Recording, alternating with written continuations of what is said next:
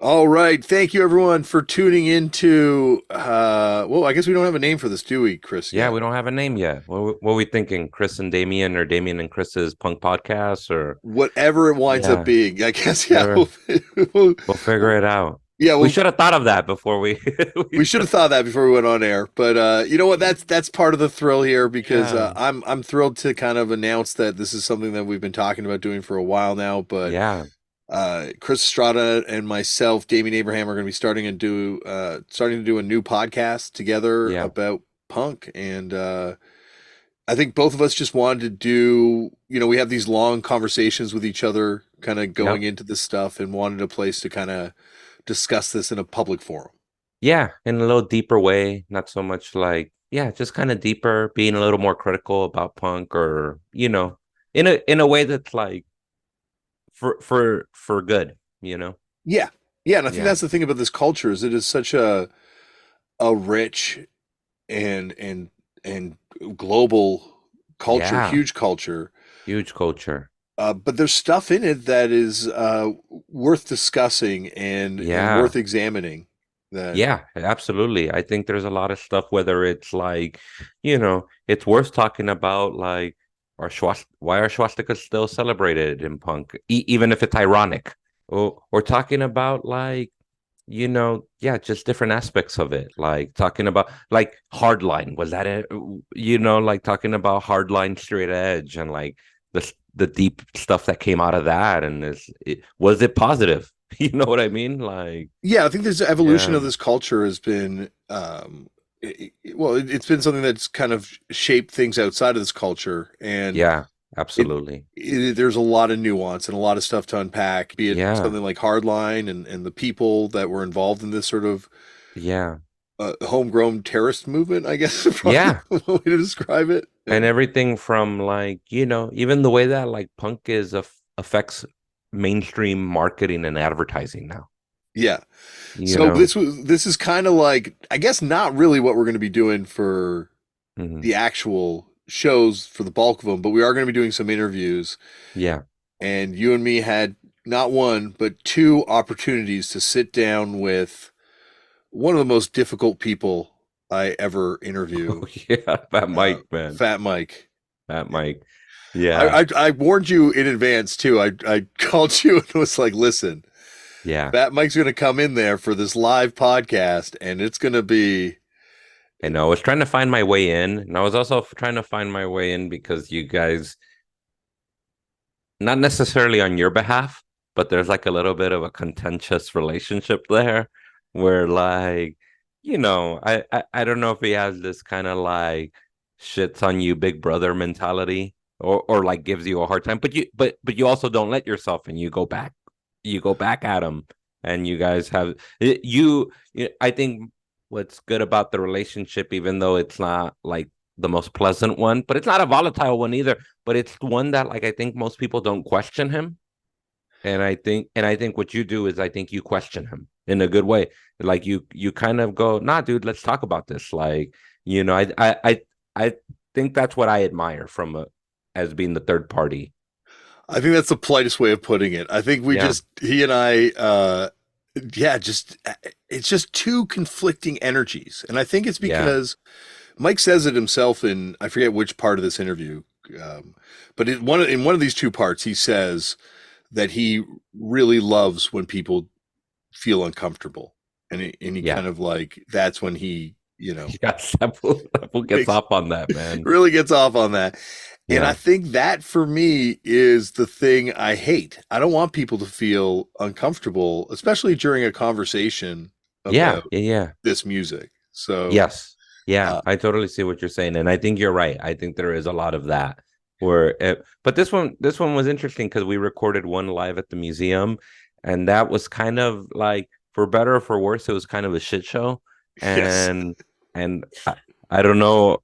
I hope you found some gold in that audio, and then we had the second one where we got to sit down, and it was more of that felt really good. That felt, even just from an audio level, I think it's probably going to be better. Yeah, I should warn everyone. This was Yeah. recorded in two very separate parts. The Yeah. first part being it live in Las Vegas at the Punk Museum, which Yeah. both of us got a chance to kind of see, and I guess we should talk about that in a second too. But then the Yeah, second part was recorded in our respective domiciles, and Mike was actually once again back at the Punk Museum.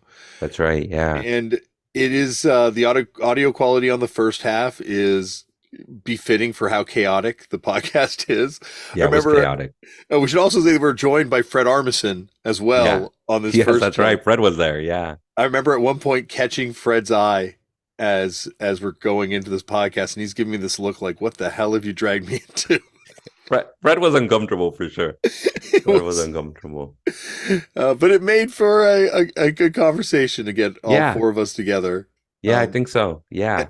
and then the second part where we actually have a chance to actually sit down and talk to Mike is going to be at the later half of this episode. So if you can't take Yeah. the audio quality on the first half, just skip ahead to the second part, and Yeah. we get pretty Absolutely. in depth. We talk about a lot of sort of, it's not just talking about cool bands this time around. There's actually Yeah. some Yeah, deeper. I think it's about like kind of asking personal questions, like, questions that are probably, I think, a little deeper, that delve a little deeper, asking him without giving away too much, like, does he feel at peace where he's at with the band?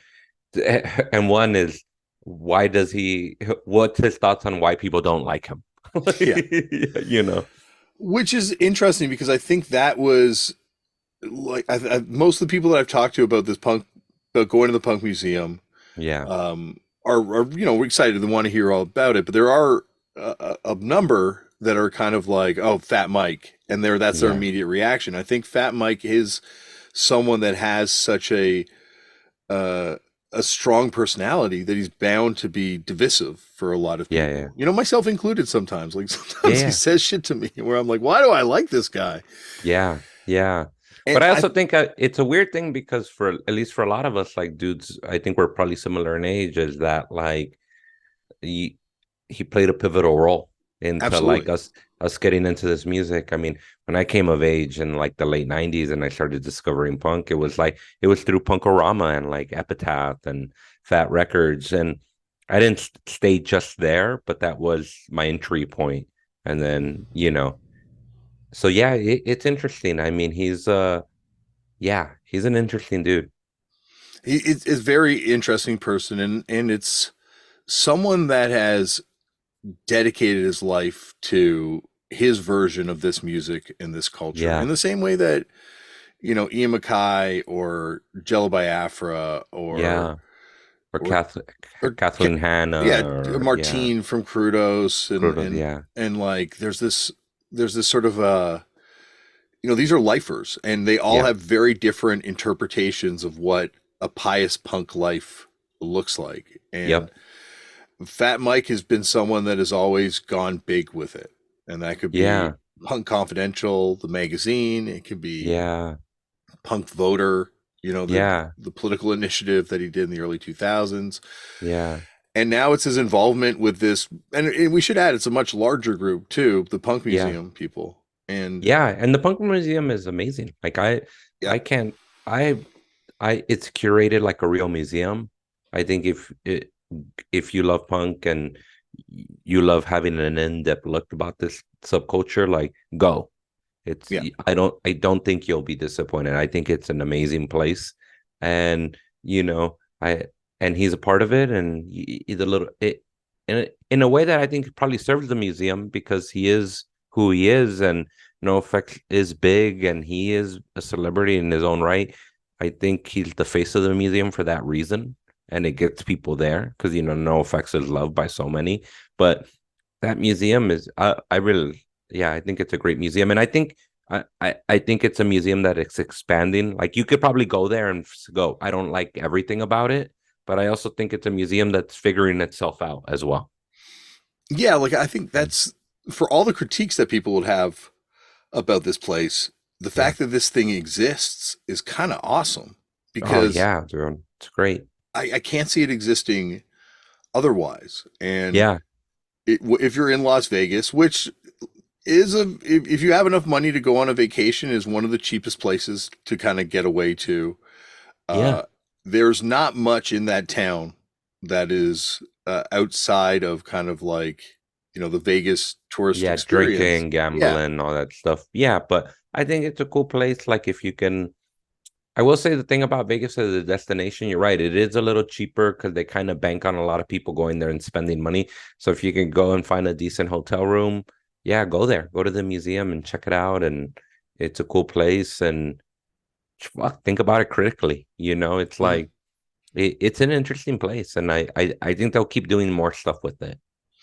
I think it's going to keep Yeah. evolving, and that's going to be the amazing thing to kind of watch it change, because it's never going to be anyone's perfect definition of No. what this music is, because we all have completely different definitions about what this Yeah. is. Yeah. Oh, yeah. Everybody. And then you just find that, like, especially as I've gotten older, I'm also just like, that's your definition. Great, man. Like, Mhm. that's cool. It's like, and yeah, everybody has a different definition of it. So I think, and you see and I think that museum does a great way. You know what's so funny? He's such a like, hey, I now think of Fat Mike as if Steve Baders was a productive person. Like, you know what I mean? Like, like,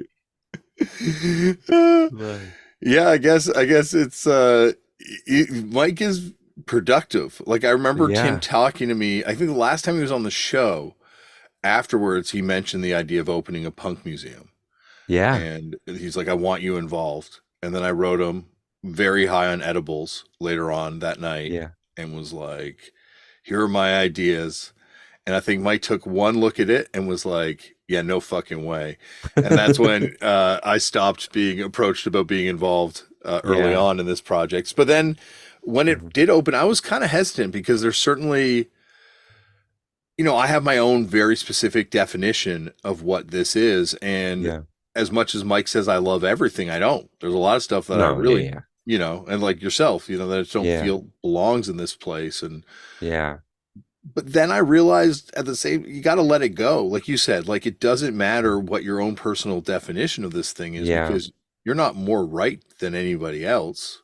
Yeah. Yeah. That's what you find. Like you just go, yeah. I mean, I used to think like when I was younger, I used to probably think my definition of it was a little more righteous.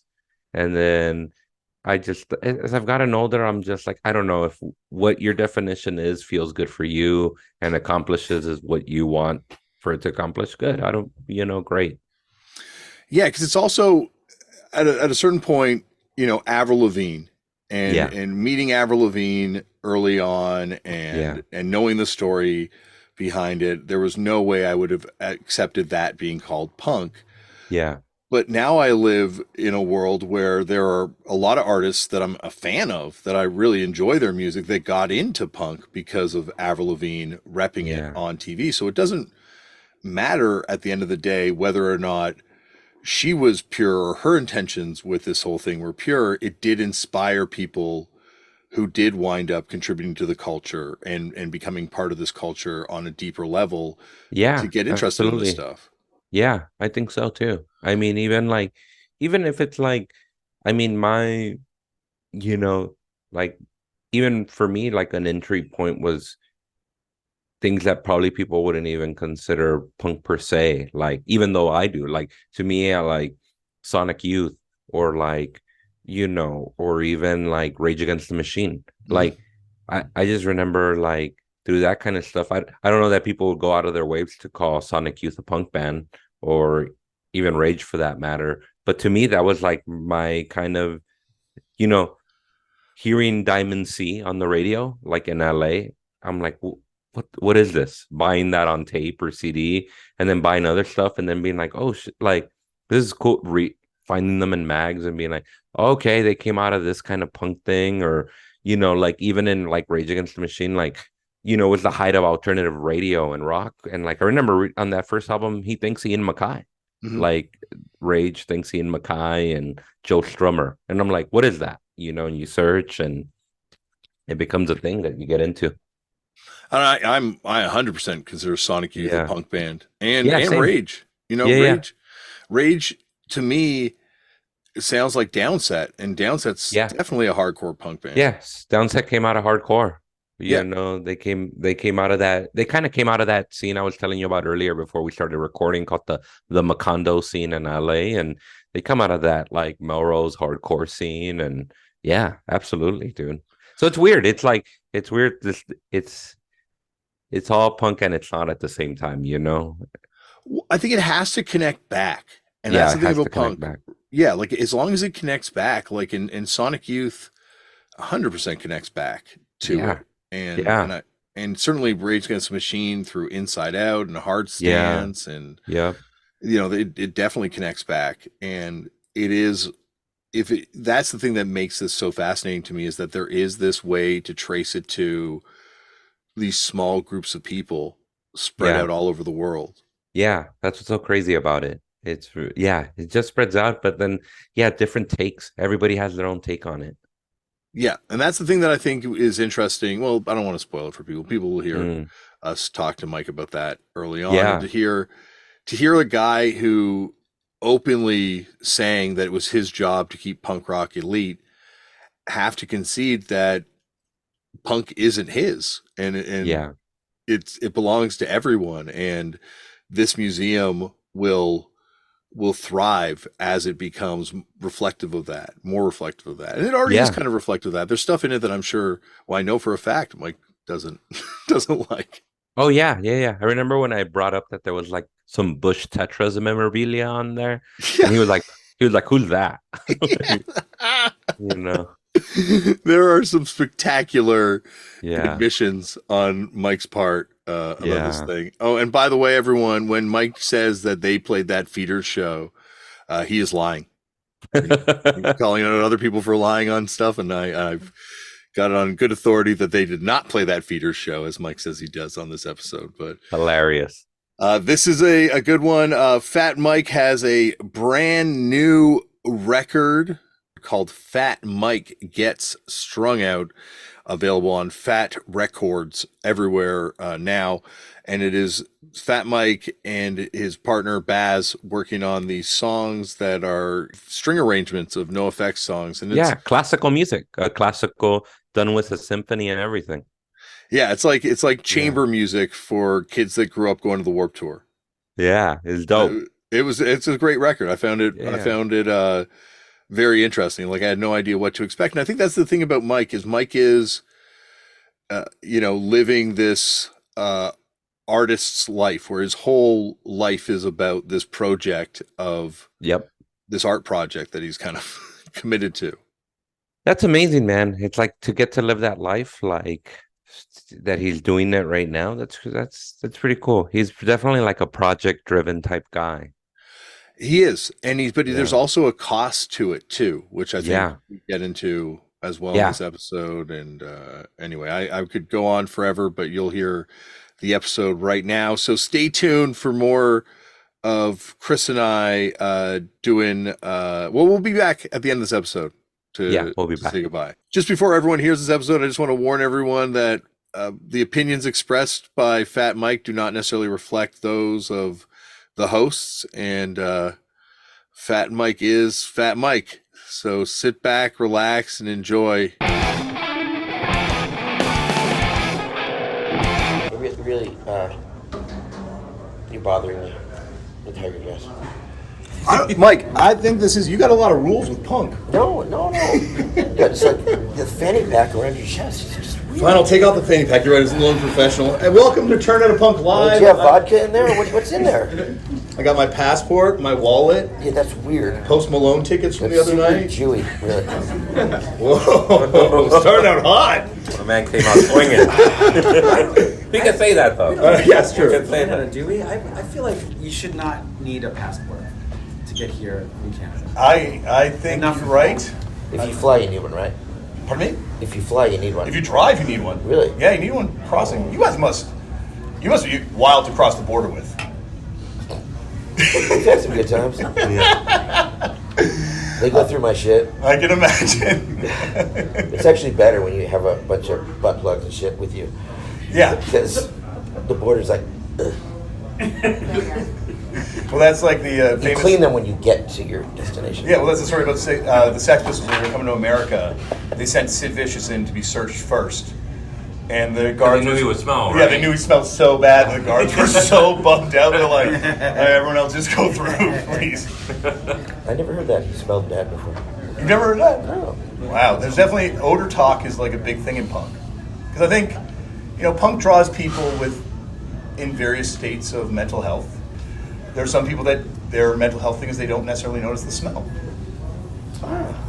Like there's a. I don't shower. Maybe How often once do a you? month. Once a month. Once a month? No, I don't believe that. Yeah. I don't believe No Hey, way. that. I don't believe And I that. don't smell. It's true. Wow. Can I smell? I'm sitting next to you. It's all right. No smell. No way. That's 1 month though. It smells pretty clean. I don't lie.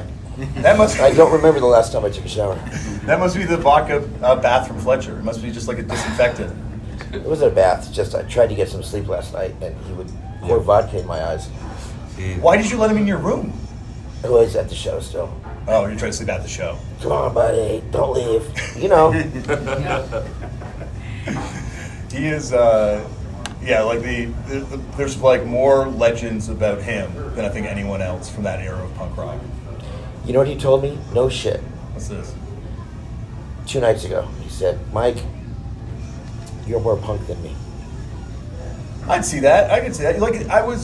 This is why I think it's great that we're all on the show together, because it's like He's like, all you wear of us. dresses and you do whatever you want, and I gotta just be this big fucking Yeah. bully. Fletcher, if he goes to like What a compliment. a UFC It's a fight, huge he's going to compliment. blend in. Like Fletcher will be someone that can kind of fit into different crowds. Like, obviously, he's the biggest guy in that crowd, but like you're someone that definitely has always stood out, even like with the dreadlocks or You ever had dreadlocks? I never had them. That's something you regret. Fredlocks. Yeah, Dreadlocks. Fred. You always had killer style. I just kept it short. I just kept my hair short. Yeah, but except like- in high school I had them all. Yeah, I've seen that in the old KGB photos. Yeah. And things like that. I think it's interesting that both you guys, at certain points, make an exodus from your original punk rock scenes. And I was wondering, Fred, is it because of the violence in New York, or like why did you go to DC from New York?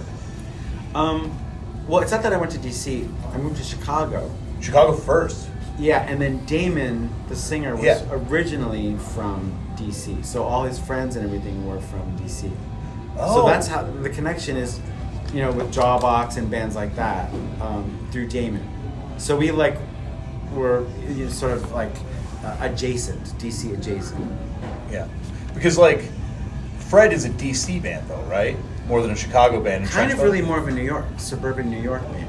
We were up in New York, Suburban. and I went to college with Damon. That's where I met him Yeah. in school. And then we put that band together, and we played down in DC, and then went back to New York. You have a degree? I don't have a degree. Oh.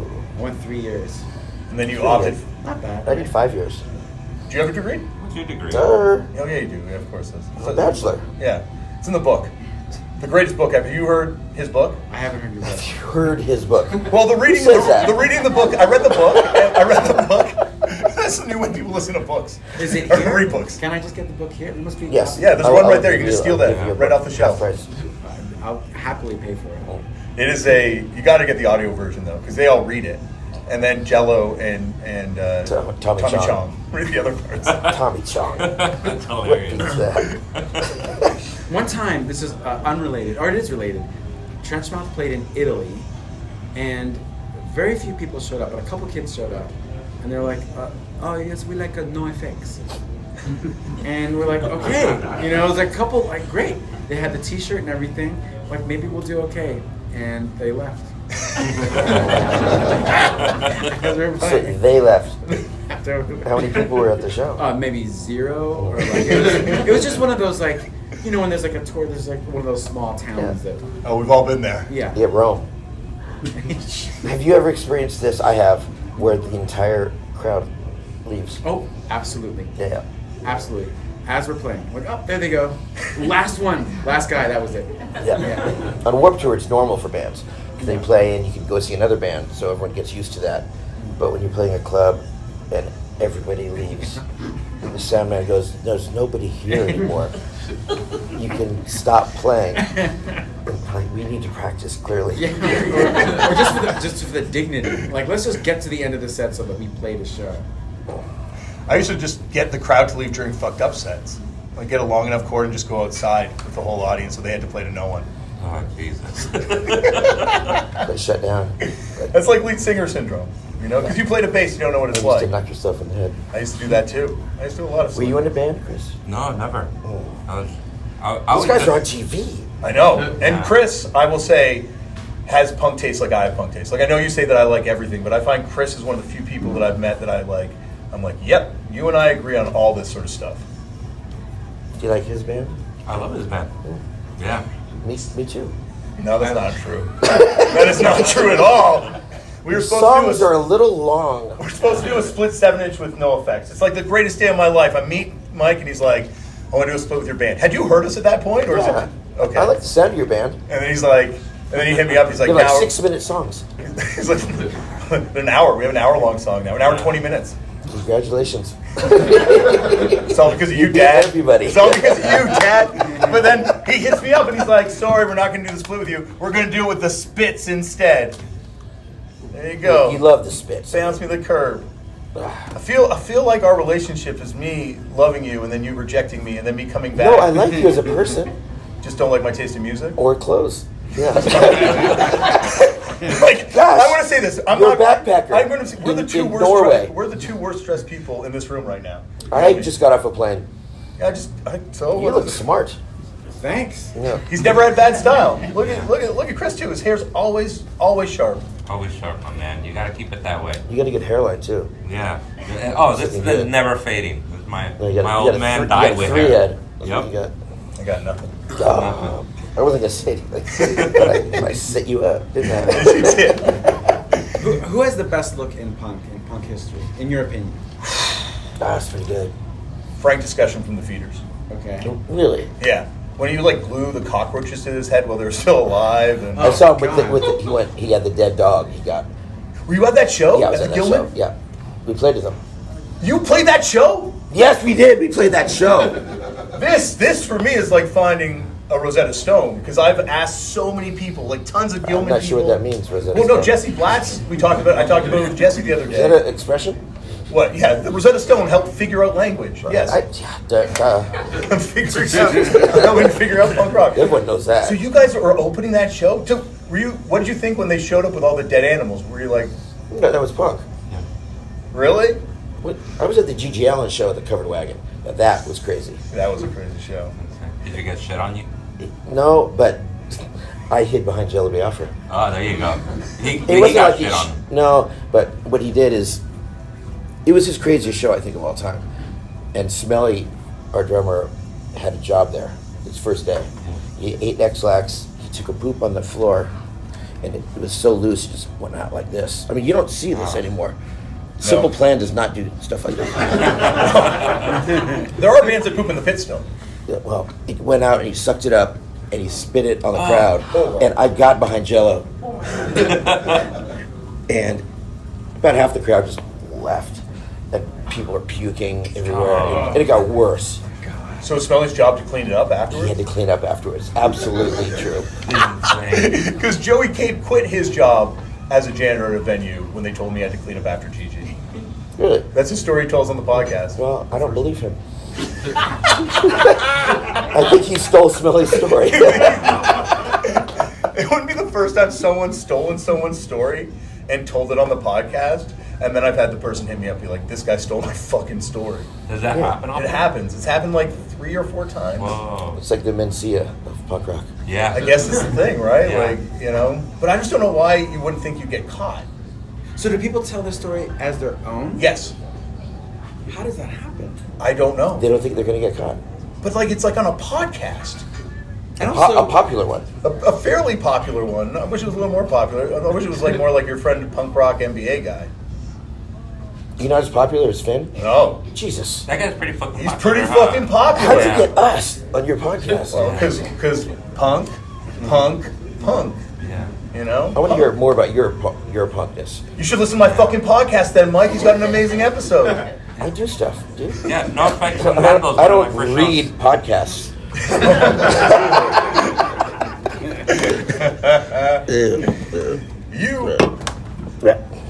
You made the exodus though to San Francisco because it got too violent in LA, right? That's correct. Did you go to shows in San Diego? Because I always heard they were the craziest ones. Joe, that's not true, is it? San Diego. LA was the worst. You would there'd be a big riot in LA, but in San Diego you would specifically get targeted and beat up. I've heard that. Well, beat up isn't that bad in LA. You could get away. You could get out. Eric and Albert, golf clubs. James shot, stabbed in the lung. Yeah. That's when I left, when my friend got stabbed in the lung at a Dickies show. It's weird how it's always... At the Dickies. But that's the thing, it's always like Manic Hispanic shows you hear are It's crazy. always joke bands. It's always has like a poppy La band. la la la la la la la la la la. Well, I think you said on the show last time that all the suicidal guys were Oingo Boingo fans. Or like a lot of them were into Oingo Boingo and power pop stuff and new wave stuff. Mike right? Beer was, in of course. at the Santa Monica Pacific with a swastika T-shirt on, which I didn't appreciate personally. And yeah, Oingo Boingo, they were punk. Yeah, they're great. Well, I wanted to ask you because there's that Steve Bader's photo right when you come in, and he's got that swastika shirt on. Is that something that you feel like it's something I feel like we could leave behind now with punk a little bit? You know, that part of the history. It wasn't my call. Yeah, We're trying to be historians. it's weird. It's like punk. It's like a weird thing to talk about, like Gigi Allen. Like We had no screwdriver. We had no screwdriver. Yeah. Yeah. Well, And does anyone remember what was there last week? It was a big anti-flag thing. well, like, but there's the thing where like there's bands that We we took it down. and there's bands that we talk about, you know, bands that were like they're excluded from the history. But there's also guys like Gigi Allen, Sid Vicious that wind up celebrated in the history, and they're like kind of fucking worse. You know, they're not worse, but they're murderers in some cases. Yeah. You know, You think Sid really killed Nancy? you don't. Of course not. You love conspiracies. You are a deep conspiracy dude. What do you think? It was Red Rocket? There was a guy who. Yeah, Red Yeah, Rocket. Rocket's right? Ric Flair. Yeah, right. Yeah, Rocket's Ric Flair. Durr.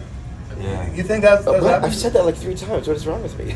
I said Durr. Who says that anymore? I don't know. Well, you have no sleep, so you got an excuse. I know. I'm sorry.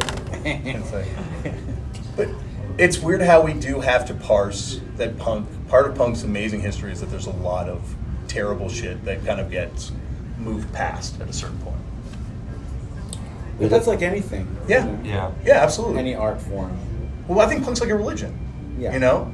Like, I would give you my tithing every week in the form of buying your CDs that you would put out. I do the same for Ebullition Records. I do the same for, like, you know, and I would listen to what these people said and I would take it in, and it would become, in like ways that I think a lot of people that believed in religion would take in. Like Ian MacKaye, for a lot of people, serves the same role that Jesus serves for some Christian people, where it's like he's a moral compass. Timmy O'Hannon was the moral compass for mass rock and roll. Yeah. Yeah. Anti-flag used to be a moral compass. Never for me. Like, you honestly bought any of that shit ever? I put the record out, so. But you didn't buy the shit they were like, you know. No, Like, they said they had a lot of. I believe in their politics. I believe in just their- like propaganda. Can you imagine if propaganda, if the story came out about Chris Hanna? yeah, but it wouldn't, because they are those dudes. And I know you've got beef with them, but they are. I don't know. But I know there's issues. I don't mean beef, but I mean there's like history. Like, it's interesting looking at Twitter, and I don't mean to laugh, switching gears to like something like more lighthearted, but you know, you look at the Max and Rock and Roll letter section and how divisive that was, and obviously pretty much everyone was kind of generally on the same side, and how that's like a precursor to where discourse has gotten with social media now, where there's sort of this, you know, constant bickering. And it was fine when it was punk, but it was like, I find it interesting how there's all these things, like the way we had social networks in punk long before there was technology to facilitate that. We built these social networks ourselves. Like, it feels like punk's always ahead of the curve of where the world's going in a way. Okay. You don't think so? You gotta keep a little bit. All right, let's talk about the big Divisive? Is that how you pronounce that word? Divisive, yeah. Yeah. You said like 3 words that. I wish you guys were in a band together. Could you imagine what it would sound like? Can you imagine being in that Well-dressed men? that van or that vehicle? It would be so entertaining. It would be a lot of fighting. You know a lot of shit about punk rock. He knows everything. I went down to Chile. I was like, hey, what are the punk bands from here? He texted me back right away. Los Prisioneros, he just knows it all. You get the accent too. Claro que sí. I mean, you can do that too. Yeah, I will. I'm Jewish. I can't. Well, do don't that look shit. at me. I'm Canadian. I definitely can. I'm not able to do any accent. The thing about the punk, when you look at it globally, and that's why I want that. I can't wait to see that global section you have here expand, because you talk about the influence NoFX had. Sonic Youth, who would also be cool to see here when they started touring internationally, playing these countries. They belong in this museum, Sonic Youth. The worst band ever. Yeah, you think they're the worst band ever? No, Who's worse, Sonic Youth or the Big Boys, in your mind? Sonic Youth. Wow. I love both of them. I know you don't like the You Big do? You Boys. love- I love them both I love them. so much. That's why you guys you why have we that get music along. in common. You both Absolutely. like Yeah. terrible bands. Yeah. I We see. like I got it NoFX now. and Sonic Youth. There's room for Yeah. both. No. Yeah. And Big Boys. And the Big Boys. And the Big Boys. You're actually outnumbered greatly right now in this Big Yeah. Boys debate. That's fine. What is it about them you don't like? Is it the funk? We were talking about this yesterday because we were talking about how great the Big Boys were, and I'm like, I can't wait to talk about this tomorrow. Is it the You funk? like every band. No, but I mean specifically, let's go to the Big Boys or Minutemen. I don't like every band. Yeah, That I you don't. You I don't don't. like every Yeah, I band. don't either. Yeah. Growing up in LA, I'm the a worst hater. thing could happen to you is, oh shit, the Minutemen are playing now between two good bands. Oh my god, dude! They did a double album, and the only good song was a fucking cover by Creedence. Oh my! Come on, this ain't no picnic. A banger. I know. I mean, know. I'm sorry, the Deep Moon. But that's like, but at a Mike certain Watt's a point, cool dude. at a certain point, you have to like, if this is the punk museum, you have to let go of that, right? And that's why you have the Minutemen and the Big Boys here, right? So Sonic Yeah. Youth should be here. The Melvins, this is going to really burn you up. They got to be here. Sure. Did you reach out to Chris Dodge anyway at all about getting stuff for the I slap reach band? out to so many people, and people don't send stuff. Yeah. They're like, oh, really, you're making a museum in Vegas, Mike? They don't send us stuff. Collectors give us stuff. Yeah, the collectors definitely. You can see, Like Chicago, we got nothing from fucking Chicago. But we asked. Joe from Rise Against said he was going to send me something. We need some effigies. We need some articles that's of faith. right. There is no Chicago. I know, it's stuff. sad. no trench mouth. Do you Yeah, have Or anything? shellac. I'll Can find we some get stuff. your coat, your glasses? Just, give, Yeah. just take his glasses right now. Take No, them, take I'll them. find some stuff. I think For sure. I think that's the thing is. It's, Effigies, that's right. Effigies. Gotta. I live Make in a it body right, bag. well, I think the thing is, it's an if you build it, they will come thing. And I think as it moves further into the general idea of what punk rock is for everybody, you'll have a lot more people wanting to come here and be part of it. I want every band to be represented here. It's very inclusive. So there's no, like, obviously, Nazi abusers we'll put a aside. Sonic Youth flyer. You would put Sonic Youth in it. You have no Flyer. aversion to putting. A Raymond Pettibone flyer for our album. Yeah. A Ray No, Pettibone. we're doing a whole wall of Pettibone. That's dope. Because there is like this, revolution that comes with punk rock that I think if you limit it to a Sonic, it just makes it so much more less exciting, right? Like that's why I think all these bands have to be in here too. Well, yeah, they're all. Yeah. Well, I'm looking at I'm like in agreement. video. Yeah. Is, I have to go. I have to take a flight. Oh I man. gotta get on a plane. I love this museum. Thank you Was I for talking building too it. much? in this interview? You're so, He's like, I you're gotta so go. funny. Thank you, Fred. You gotta do some stand Thanks, you guys. What do you think for having me? We'll talk soon. It's Thank pleasure to you. meet you. Thank you. Yeah, Thank you no. so much. Get rid of that fucking hat. Thank you. I love Give it up for Fred Armisen, everybody. Yeah. KTB, Thanks for Fred, Trenchmouth. One of the few people. Ian Rubbish. Ian Rubbish, Crisis of Conformity. You out here? Joe from the Vandals, just hanging out. Yeah. Later, bro. Look, just loitering. One of my first shows. Yeah. Yeah. Me too. And then I think you were my second show. Really? Yeah, Vandals at the show. Palace. At the old Palace in Hollywood. I think It's cool, but I'm more starstruck because I watched your show. Oh, that means a lot. It show's Crazy. amazing, eh? It's a good show. It's a Yeah. great show. And I think that's the thing about it is it does, like without waving a flag, it does have a punk rock Yeah, thing. Like it you're a kinda- punk dude in that show. If you haven't seen Yeah. his show, I know depends how we edit this, so I can't make it like we're promoting the show. But between us, you gotta watch his show. It's unbelievable. It's Melanie, like our punk. publicist, she calls it You Fool. You You fool. Yeah, you fool. I was like, You Fool? I've never seen that. Yeah. But It's this fool. This fool. Yeah. This fool. And it is a show that, because you're punk and it's about you. Yeah. It's just about punk I rock. try to sneak in stuff without being heavy-handed about it, because there's something about like when punk is portrayed like in a narrative form on TV or film, it can feel a little try-hardy at times. SOC punk. Yeah, it can feel like that. Yeah. But if you just kind of a guy's wearing a shirt and he's not making the biggest deal about it, you just get a context for who he is. Like, oh, he's wearing a Channel 3 shirt. All right, this dude fucks with Channel 3, like, you know, or like shit like that. Yeah, because unless you're Mike or me, you're not talking about punk 24/7. Yeah. Yeah. Most normal people Yeah. can leave this behind and make it just their hobby. And I grew up with a lot of people who weren't into that shit. So, you know, you have to find other shit to talk to them about. Yeah. You know? East LA, I truly believe that's where punk rock lives. Yeah, it lives there now. That in South Central, Compton, It's like crazy. It's crazy. downtown, all of it. I just had the punk rock fight club. Yeah, yeah. Oh, you met those dudes there. All these dudes from Whittier, right? They all came to my house Yeah. and destroyed my house. I No, they believe did. it. I saw We made a video, and Yeah. they came with axes, Yeah. sledgehammers, Yeah. and Do you know about the head Punk Rock guy? Fight No, Club? what is this? So, no, it's this dude. Really, I don't know him personally, but I follow him on Instagram, and he messages me sometimes. He's a really sweet dude. His name's Knucklehead Tom. Okay. And he's a Muay Thai fighter. Oh, and wow. this dude, he's really about his friends and community. So he started a crew called Punk Rock Fight Club, and they party, but they train hard, and They don't party that much. They don't party that much. What I mean is they party in the sense hang that out, yeah. They hang out, Yeah. And those fools, they're like, it's like watching an old '80s movie of like a punk rock gang or something. But they're like, you know, It's Fight like, Club. They it's fight Fight each Club. other. They fight each other. Wow. Yeah, but they also they keep an eye out for abusers. Yeah. You know, they keep an eye out, or Yeah, they they're good dudes. They're good dudes, Yeah. or like he posted a story where he had like 2 punk gangs like work it out. He said, "No, you guys aren't gonna fucking fight."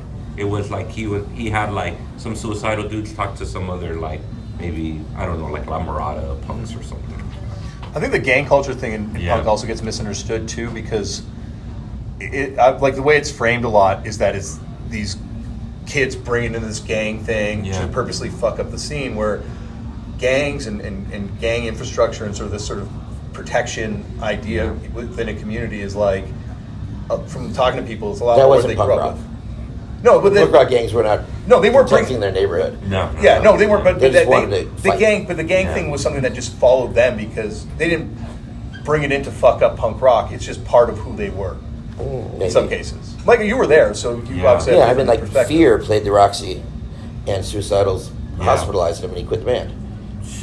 Yeah. You know, and he was in the band Yeah. because they talk shit. And then Well, that's the thing with a lot of times with gangs, is that starts with one purpose and winds up with a different Oh reality yeah, later on. I mean, you read that. What's that book called? Disco's Dead, Murders in. Yeah. Yeah, that's a crazy ass book. Cause I wasn't, you know, I grew up in South Central Inglewood, so I wasn't really familiar with like La Mirada punks. Yeah. And like reading that book like was insane. Like those dudes Yeah, were up but- to some crazy shit. Yeah, I knew about it's lads. Yeah. I knew about lads because I would go to Melrose, and like I found out a lot of the graffiti guys from CBS, like the Campy Stop graffiti crew. Some of them were lads, so that's what I knew. And I knew about suicidals. My ex-brother-in-law lived in Venice, so I knew about that. But yeah, it was crazy. he was crazy. And Yeah. you know who was a lad? Greg Graffin from Bad Religion. Yeah, I heard about that. That's Isn't that weird. crazy? The Bad Religion dudes, like Yeah. Jay Bentley was a lad, right? Well, you were nearly a suicidal, right? No, I was asked to join FFF Oh, and lads FFS. and Suicidal. And I FFF always was the said- Burbank one, right? Yeah. Yeah. I always said no. But I would be with friends. We'd go out, and they'd have a little gang thing, Yeah. 10 people, and I'd be like, no, and I'd just like walk away. Yeah. Wasn't Be like, Smell I'm not helping them out. wasn't Smelly's But- crew later on kind of like a is it Well, an that offshoot? was a drinking But he said he told heroin me. gang. Heroin gangs, no trouble. But he said it was like an they're all offshoot of one of knocked them. out. Well, he said it was like an offshoot of one of them. Dog Patch Winos. Yeah, but said it was an The offshoot Lads. of the Lads, right? Yeah, it's interesting because also that graffiti thing is something that really is foundational to East Coast punk rock too. Yeah. When you talk to Freddie Alva and like Frontline, Mackey's first band. Yeah, Mackie wrote graffiti, right? Yeah, Mackey wrote graffiti. That's right. In Style Wars, you know Yeah. that kid in the kitchen who's being yelled at by his mom? Yeah, I know. That was Mackey's protege, apparently. Crazy. That was the dude that Mackey kind of like taught how to Wow. write and stuff. Yeah. And Mackey was already kind of dipped on graffiti Yeah. by the time they shot that movie, so that's why Mackey's not in the doc. Crazy. You know what I'm always interested in finding more about was what was John Macias's crew? Circle One. Circle Family. One. Family. Yeah, that to me is crazy because his story is just like, you know, the way he passed away and Cops. mental issues. Yeah, in at the Santa Monica Pier. That Rollins story is like every time I watch it, I'm like, damn, it's Which heavy. Rollins story? Rollins does a spoken word about John Macias and his murder. Okay. The cops killing him on the pier. It was like a falling down. Well, that's apparently Falling Down's based on that. Like apparently, this was like. But John Macias got killed after that movie. Well, after that movie came out. Yeah. Fucking TikTok lied to me. I can't believe that. Don't believe TikTok. Family were that gang was so scary. The Circle One gang. The Circle One gang. Yeah. Because they put war paint on, so you couldn't really see who anybody was. Yeah. And one of the worst experiences. No, the worst experience They were of all my Pico life. Rivera guys, right? Like around that area. I didn't ask them what their address is. I don't know where they. Yeah. They didn't like that at all. Yeah, they didn't like that. Hey, where you from? Hey, don't fucking ask So us. wait, you're saying the worst experience was dealing with these guys? You've been through a lot of trauma. You've talked about it. You've written songs about it. Have you ever done therapy? Duh. I'm gonna say during. Yeah. Of course I've done therapy. I'm good now. Does it work with you? Yeah, I mean, shit happens. Like, have you processed this shit? Like, because I know it just seems like, and then losing friends, obviously. Processed. You say words funny.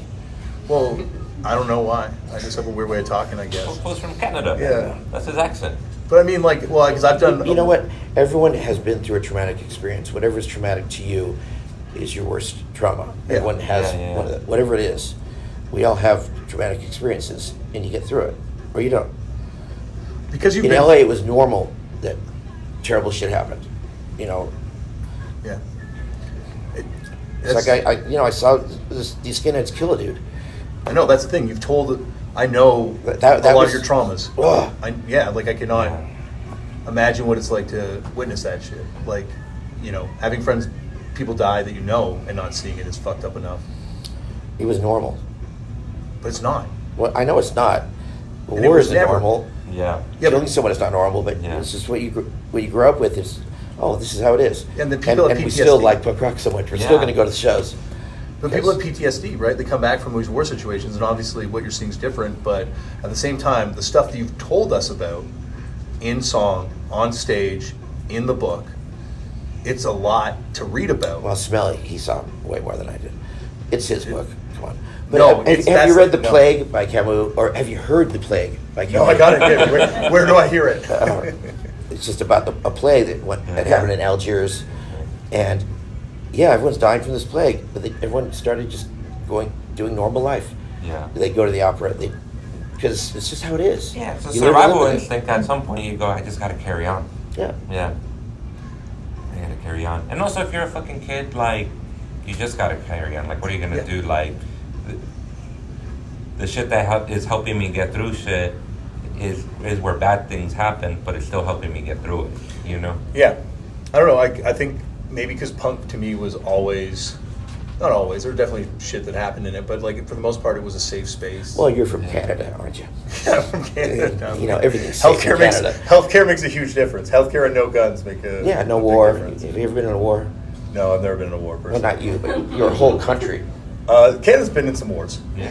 Yeah, not recently. But actually, no, they were in. We don't want to talk about the Canadian fucking army. Canada is a nice place to live. It's a great place to live. I think it gave us hardcore, titularly. Canada gave us, it was DOA, Yeah. they gave us the term hardcore. They're the band LA. that inspired everyone. No, they came up with the name hardcore. They inspired everyone. They told Black Flag had a tour, and they're the band that you hear. They show up in DC. Everyone in DC's changed. They show up in New York. Right again. No, you are correct. I'm not going to argue punk with you.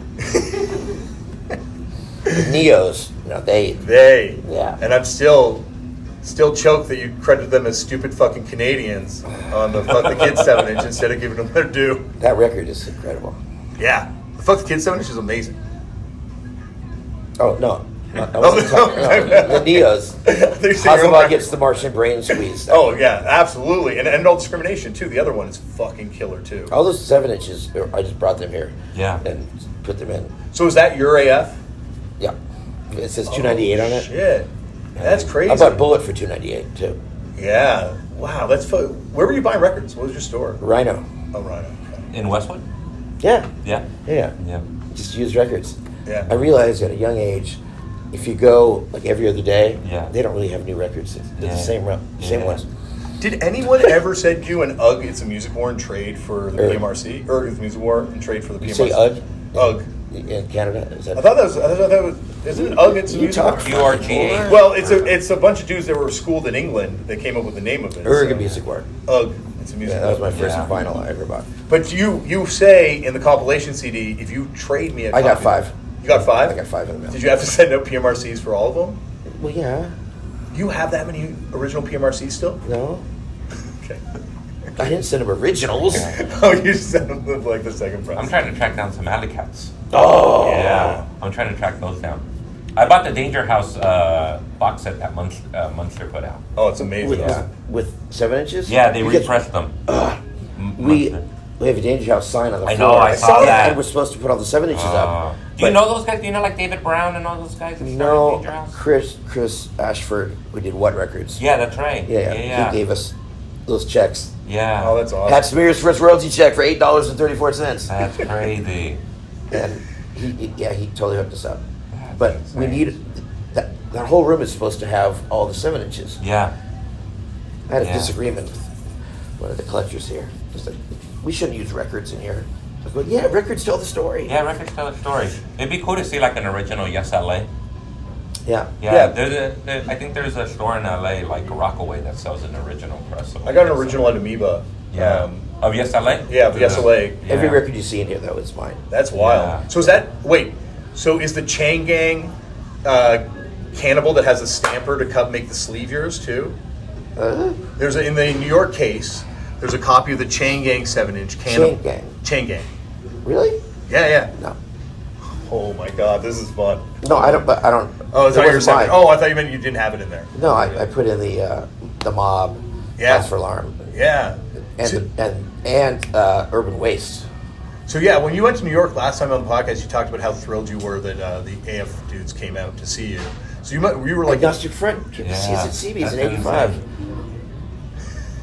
Oh, that was crazy, and I got credit too because Roger's book. Yeah. He said it was an '84. He was an '85. Like be the cool. We were just talking about in that book where they talk about how they, like in '84, they stomped out like Mike Ness. Yeah. Yeah. And Luigi from Suicidal. They stomped them out too? No. Agnostic Front played with Suicidal Yeah. in San Francisco, and these guys had a knife to Roger's neck, Yo, and Luigi saves his life. crazy. yeah. And Terry Bash, he got his throat slit that night. Oh, That's not God. Sound of Music. He didn't die. Have you read the drummer from AOD's book that just came out? Dave, Yeah. Have you read No. it? I'm working my way through it right now. It's great. is it? Yeah. Did they mention No Effects? They mention No Effects in it. Yeah. And there's also, he tells a story, I think about going to see the Misfits play. I'm 90% sure it's the Misfits. And some guys in the crowd lipping off to Danzig, and maybe Doyle jumping in the crowd and beating the shit out of him. And he's like, it was Roger from AF, and I forget who else, like someone else, like a kind of legendary figure. And when Nicole Panter was on the podcast, she talked about how punk is really like people with trauma inflicting trauma on other people who in turn inflict that trauma on other people. And it's amazing to kind of follow violence and just see like, oh yeah, this guy that beat up this person was beat up at a show, and that person was probably beat up at a show, and that person was probably beat up. Like it's really is. That was L.A. and New York. But New York was a battleground too. New York, yeah. But I don't think punk rock is like that. Punk rock is. It doesn't feel like that I not that I was around for that. I think That LA. kind of She's stuff. specifically talking about the LA scene back then, Yeah. and how fucked up it was in That's LA. why Darby Crush killed himself. Yeah. Because he was gay and he was so scared. Yeah, that's right. That was gonna. Yeah. Called out on that. Do you have a germ spurn? No, do you? Yeah. Who gave it to you? I got it from Chris Shiflett, who got it from But Shane West, I don't- Worst Germ, who got it from Lorna Doom. Shane West, everyone. The But- singer of the The Germs. singer But- of the Germs, in the movie, yeah, in the yes. movie. And But I would got say it- he put the ER in the Germs. Yeah. Boom. But he got it from Lorna Doom, who got it from Darby, who got it from Pat. So it is a real one. Vampire Rules, 100% Yeah. intact. And I got it with Pat's cigarette. That's Yeah, great. let's see it. On the bone. I got a Germs tattoo. I'll give you one if you want. No, I don't play that game. I'll get one from Pat if you don't mind. He won't give you one. He won't give you one. Yeah, he probably won't. He won't. He said he only gave one ever to Darby, and that's it. If you can get one, you're the only guy that probably could get one from him. Yeah, but I got that germs footage from Up in Smoke. Yeah, that is fucking crazy. It took me like 8 months to get it from Lou Adler. Yeah. That you got it from Lou Adler? Yeah. He was on my podcast. And Crazy. I was like, I heard about the germs. And he said, yeah, they didn't make the movie because they were so bad, no one would believe they were in a battle of the bands. You guys got to put that out on vinyl, just that recording. Yeah, we do. Oh my God! People like every other. I know, but no. Lou actually said, you can't sell this. Yeah. So it's only on that TV. Wow. Oh, crazy. When I saw that, I meant to ask you because that was like there's a couple things that like tripped the me Holy out. Grail. Yeah. Oh my Second God. germ show. And I looked at it. I'm like, this has got to be a deleted scene from the documentary because the transfer is so perfect. Well, it's from yeah. Up in Smoke. Yeah, but it's like the transfer for it looks like it was shot It was on yesterday. film. Yeah, but it's like, most film deteriorates, and like, especially something that was probably just like a cut scene. No, Lou Adler, he digitized it. Crazy. It looks so It looks amazing. wild. So when he actually came out, what? Looks amazing. Who's the crucifix from? The huge giant crucifix that says established in 86. I have no idea. People, No one does. no. Yeah, I know I was almost everything in here, but I Yeah. don't An know. iron cross. Yeah. What the- I was thinking maybe it might be Christian Death No, or someone. No, some East Coast something. something East Coast. It bugs me because no one knows what it is. What's the point of having it? We'll figure it out. It's got to be something memorable enough. Hopefully, someone's going to write into the podcast. You have to have a little card. that says Yeah, what things yeah. are like the leather jackets. There's no cards Yeah. No, saying whose they are. that's my one And thing. the other That day, I took a Sharpie Yeah. and I wrote, "This is Darius from Swingin' Utters. Yes. This is Russ from Good Riddance." And I wrote, "This is Davey from." Oh, I didn't do that. Someone came in, Yeah, someone did that? just a person in the Yeah. museum, and wrote Davey Havoc from AFI. that's why. And it was so funny because girls were smelling it. Really? Yeah. And, Oh yeah. And his people called us, said, "Please don't do that. Davey's vegan." Oh, It was not only was it a leather jacket, but it was a leather jacket your size.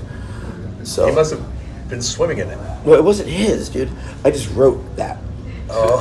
I'm like, well, he was like a kid at one point. I'm like, maybe someone gave it to him and it's ill fitting. One of my favorite artifacts here. I just wrote. I mean, you can lie a little.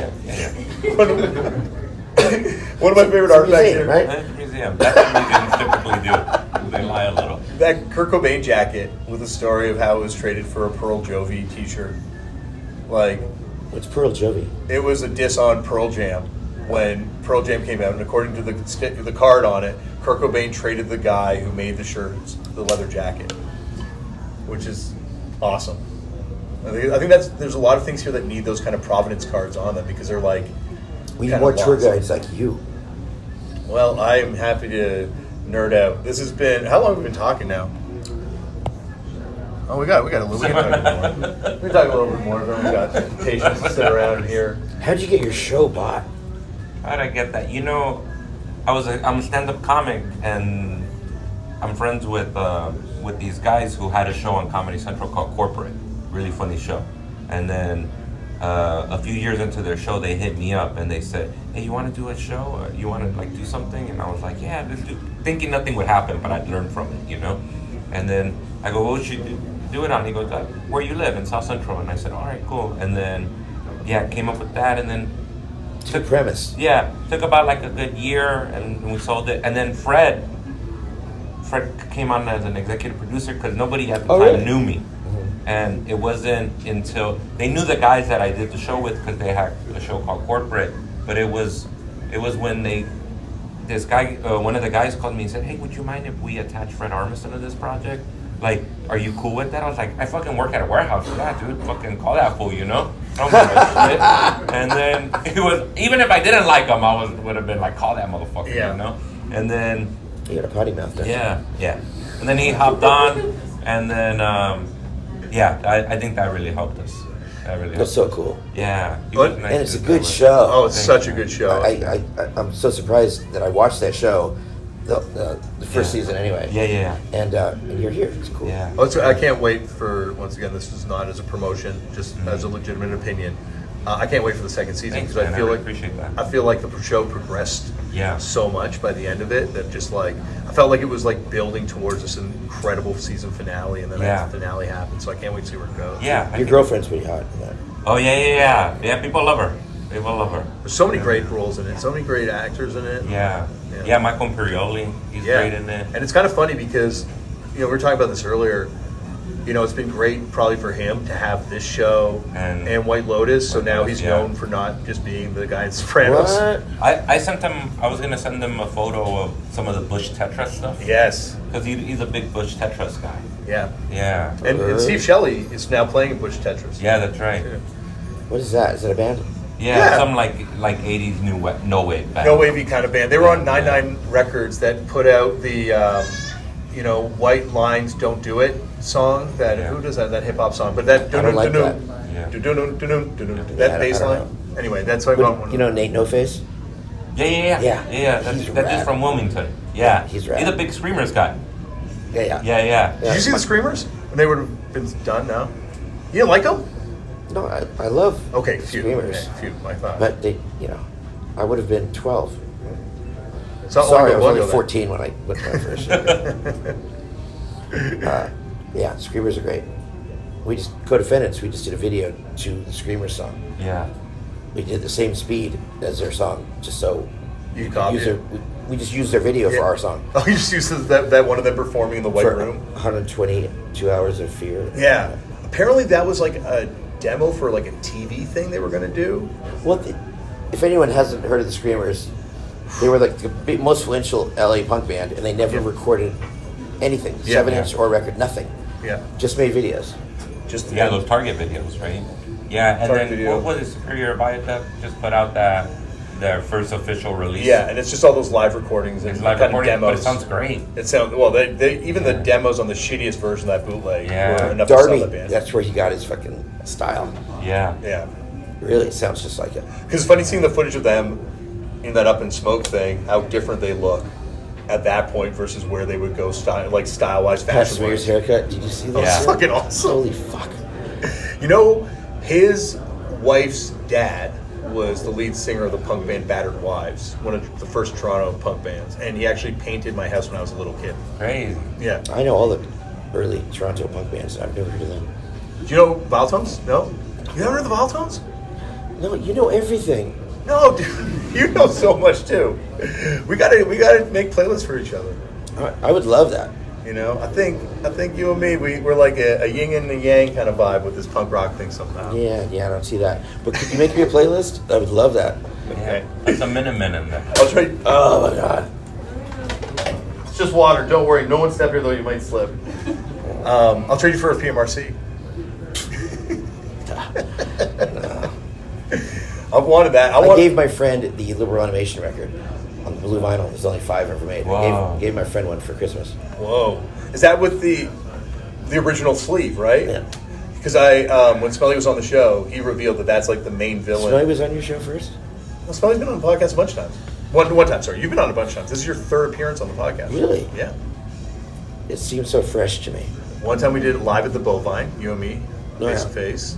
And then we did it during the pandemic when you told me we were like, yeah, I've got this thing I'm going to be opening in Vegas.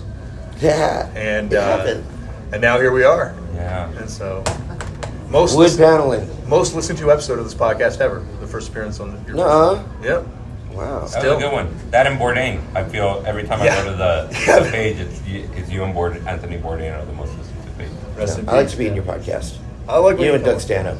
Yeah. Stanhope is best. Yeah, he's the best. I saw him He's on your been mentoring podcast. me. Yeah. Saw him on your podcast. We have a connection. You were buddies with this dude from LA. He lives in New York, Dave Ross.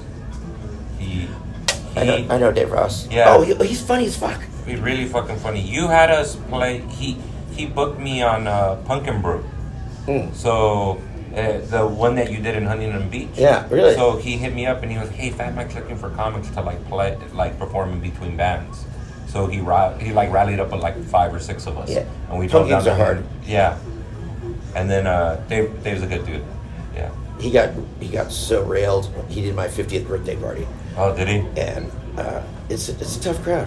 Yeah. It was an SM club, so there's SM people and there's punk rockers, and how do you play that to that crowd? Yeah. No, nothing's gonna land. But he's hysterical. He's a really funny guy. Every comedian that's been on the podcast said the punk show has been the worst show they've ever played. Yeah, I had a great time playing Punk and Brew though, because you didn't do material, so I was just riffing with people who were walking by, being like talking about their band shirts, saying that band sucks, and like it was great.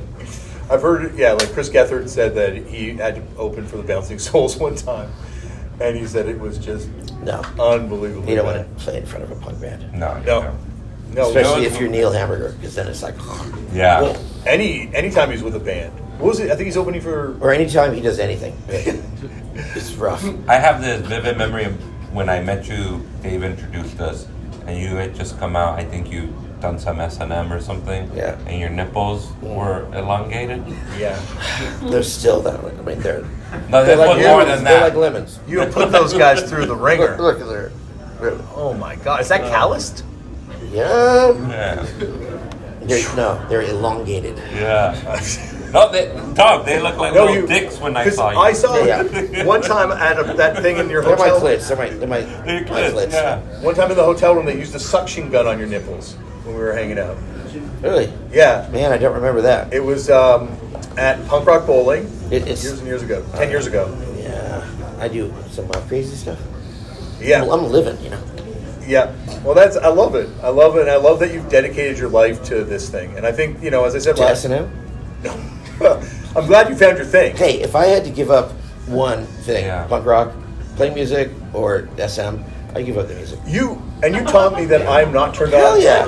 Yeah, and you taught me that I'm not really turned on by S&M at all, because I watched that whole night and I was like fine with it. You're like, you're not into this at all, and I'm like, no. No, not everybody is. Yeah, no, that's the thing. Hippies, not that into it. Hippies? This doesn't look like a hippie would dress. You look. Show of hands. Does he look like a hippie right now? Tie-dye T-shirt, a Grateful Dead button. 2, 3, 4, 5. And what are those Grateful boots? Dead What is button. with those boots? Grateful Dead button. This is And a fanny pack Dinosaur that you Jr. wore fanny around pack. your A chest. Dinosaur Jr. fanny pack, deep wound. Okay, that goes against you too. Dinosaur Jr. Are you joking? No, Dinosaur Senior. Now they were something. You need that. Dinosaur Jr. needs to be in this museum. 100,000%. Why don't you help us out? Okay, well, because you didn't return my fucking email when I asked to. Actually, it was over text. I was like, I'm on. Now it's text. I'm on. I can get the text off my phone. I'm like on 5,000 milligrams. I wrote you a letter back.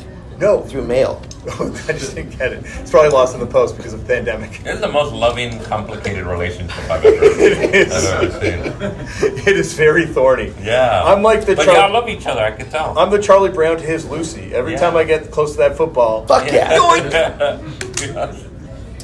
Yeah, see.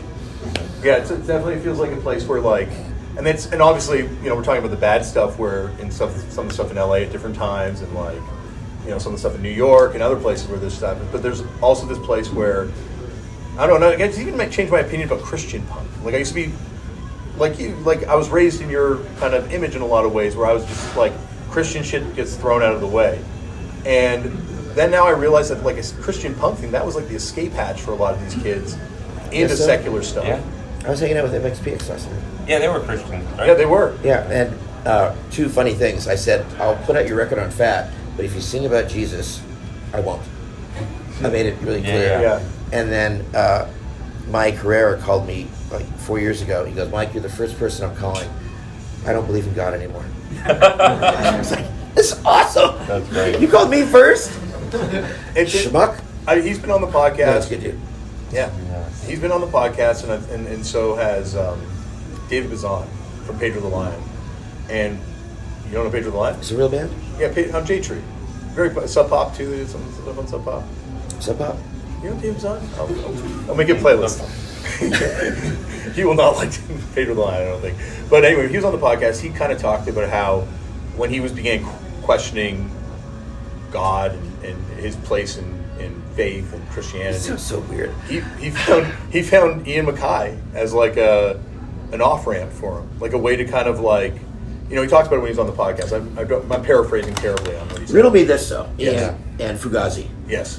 $5 door. That's all cool. Why not sell merch? What is politically incorrect about selling a fucking T-shirt? Well, I heard that because on Instrument, on that documentary Instrument, they talk. If I remember correctly, he said it had more to do with like we would then have to pay a person to come and handle merch for us and all that. That is such BS. You think so? Yeah, he made enough money, and I like Ian. Ian's cool. Yeah. But no, he had his income from Discord. Yeah. So, but I don't understand why you would make that stance. You couldn't bring a T-shirt guy. Just bring T-shirts. He when he was It's weird. When the Arches of Loaf guys were on the podcast, they said that Guy from Fugazi was at their show by the merch table recently and was just watching as all these kids were buying shirts. And he's like, geez, we probably should have sold some T-shirts back then. So, No one did back then. Misfits did. Did you ever heard that really famous? What's that comedian? Really funny guy, New York guy. He has a joke about Todd Barry. You ever heard Todd Barry's Fugazi joke? You know Todd Barry? He's a comedian, really funny guy. He has a joke. He goes, played in a punk band, or a kind of punk adjacent. Yeah, he was in a punk band in Florida in like the 80s. Yeah. He says he has a great joke where he goes, there's a documentary about this punk band named Fugazi. They're really punk. They only charge $5 for a show, which sounds cool, but you know the drummer's like, hey, how about we charge $8? I don't want to live with my mom till I'm 40. Right. Yeah. Ian could do that because he has all the fucking Teen Idles money. Well, you know, that's funny. Youth Brigade money. Yeah. It's funny when you talk to Ian because, you know, I think that's what I think is like, there's so many paths to be involved with punk, right? Like, and obviously he's got one, and Fugazi took one very specific path. And I'm like, yeah, it could never happen again today. It's unreplicatable now because we live in a world where these things don't exist. He's like, you know, it could still happen. It could still happen. It could still happen. No, you need those. If the right precursors were there that they had, like you need to have that popular band with a popular catalog. No effects right now. We book all our own venues. They're not owned by Live Nation or AEG. Right. We just played the lot next to the Auto Museum in Tacoma. We just rented the place. They're like the biggest shows you played in North America. It seems like 2 huge shows. Yeah, and, Like outside of but Warped Tour, we do it all ourselves, and which is so cool because we own the bar, and we don't have to pay ticket fees, and it's just you can't do it. You can't do a whole tour like we do shows every few weeks because it takes a long time to organize. But you can do whatever the fuck you want. You just have could to do it. You could, but like I mean, in terms of like trying not to be corporately involved in any way, when we're all on Spotify now, you're selling your shit on your phones. That's like, distribution. That's what I'm saying. Like the distribution channels aren't there like they were in the '90s, where there was sort of like an independent distribution system. I don't really see that much of a difference. It's distribution. That's what I love about this. You have your records sold in chain stores. Yeah. Tower Records. Yeah. Well, they're a corporation. Who fucking cares? You want to get your record out so people can listen to it.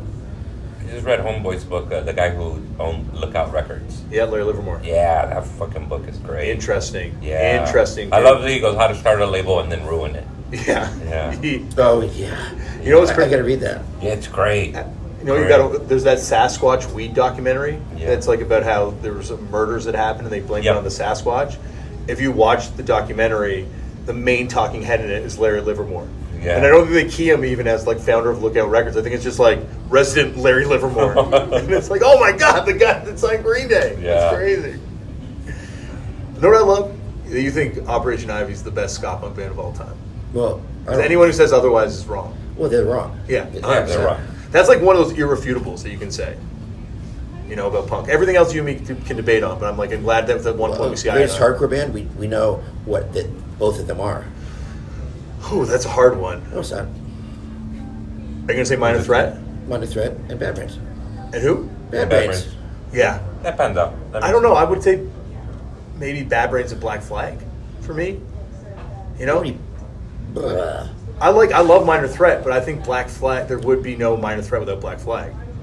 Like the Teen Idols came out to, No. Minor California. Threat, you know why they were so good? Because they knew how to play. Brian Baker knew how to play. Oh, they were They crazy. were music schooled. But I think that's the Bad Brains influence on everyone. My whole theory of music is based on Minor Threat. Yeah, I think. What's your theory on music? Well, he sings one note or two. Yeah. I'm weird. I don't want to hear it.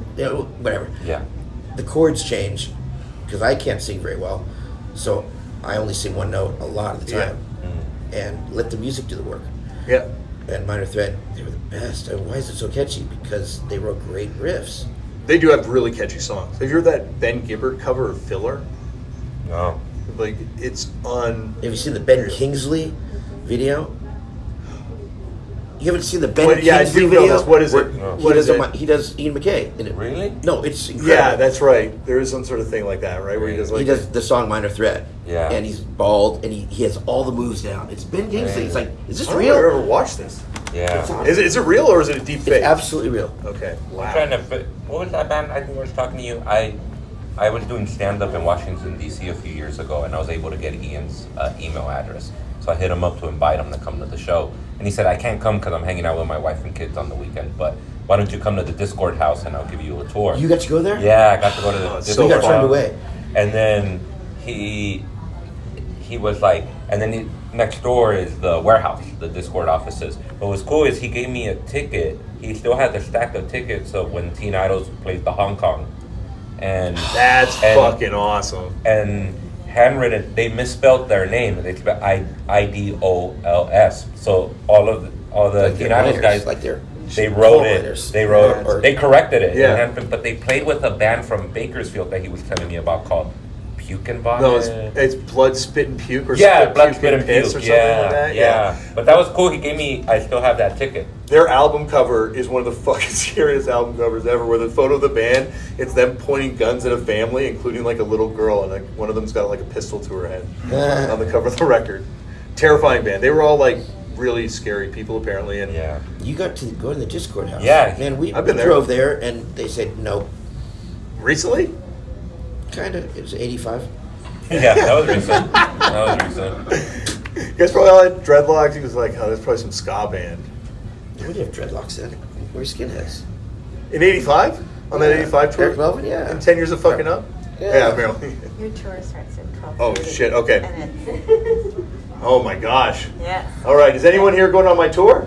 All right, I apologize. You guys should have said something. I feel very sorry. Hey, thank you everyone for coming. Thank you to Melanie Kay for putting this together. Huge shout out, Melanie.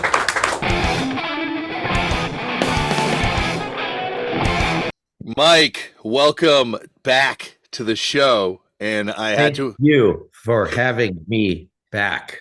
invite backup because every time you and me get together, there's always this weird energy. So I brought our mutual friend as sort of a bridge between our two different ideologies, Chris Estrada. Chris, thank you for being here. Estrada. Oh yeah. Yes. Thanks for having me, man. Excited Comedian, to- TV Yeah. star, and my friend. Yeah. Excited to kick it and talk. Yeah, we have definitely had. We talked in person at the museum, and both Chris and I were blown away by getting to go there and kind of see it in person. And I think doing it in a live setting, it's kind of overwhelming, and I don't think we ever really kind of like got to really talk about stuff. It just was like sort of a fun chat. So in addition to the live show that we're putting up, I thought we could have like a calmer, Yeah. level Part two. Well, hanging out with you, Damon, is it's awkward. It's very awkward. It's very fun. You and me have the most opposite energies on earth. Well, I'm a punk rocker, hippie. But That's one way. I feel like you and me. your band has songs that are like 11 minutes long. Yeah, we learned it from Dad. I must say this. Motherfucker. Yeah. What's up, Chris?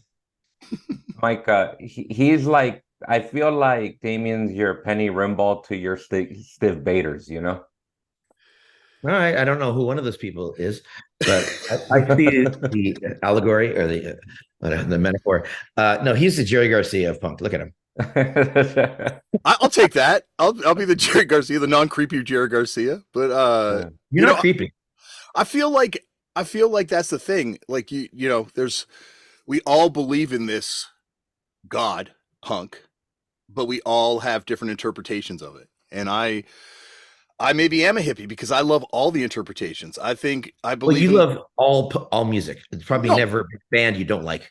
Oh no, there's tons of bands. You're I a don't music lover. You're a music lover. There's nothing wrong with that. No, but I'm not. I really don't. I really like very small bands of music, and I feel like, but anyone that claims punk is able to be a part of it, is what I do feel, even if I don't like the shit they're making.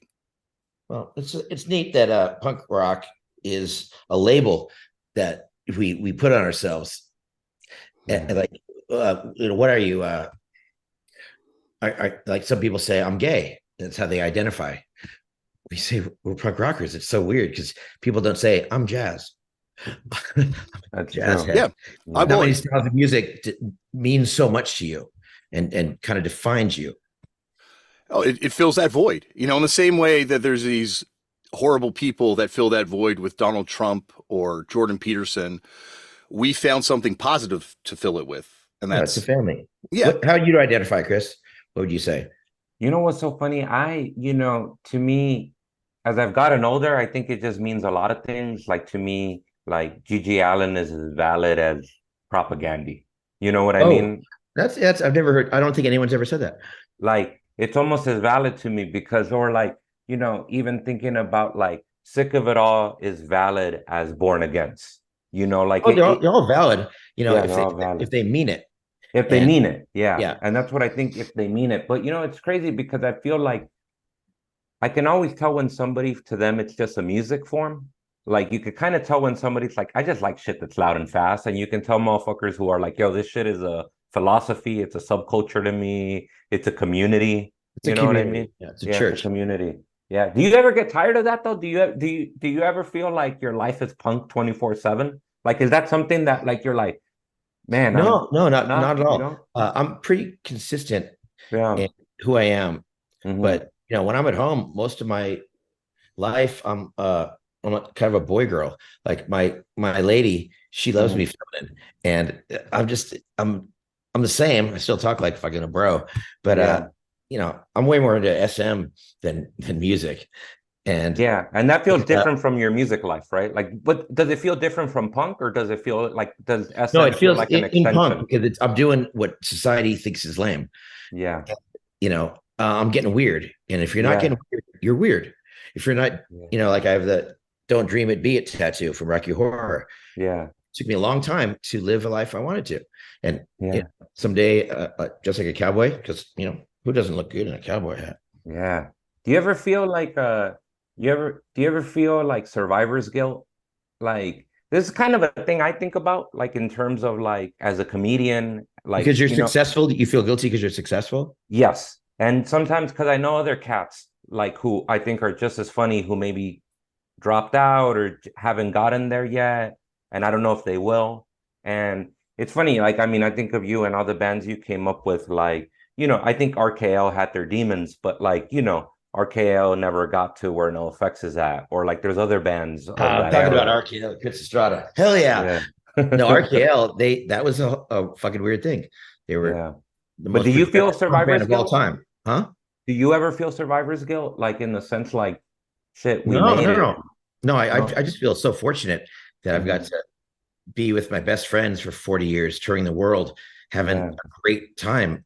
Hmm. I wake up and me and my chick say, "Good morning." It's going to be another great day, and every Yeah. day is. It's not some Stuart Smalley thing. It's positive. And we're not doing that. It's just you can make your day great. Yeah. And punk rock gave me so much, uh, and all of us.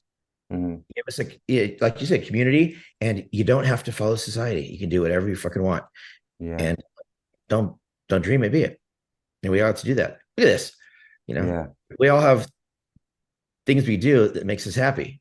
It's not our Hmm. life, Yeah. but we're all punker. We're all Yeah. punks. I see what you're saying. Yeah.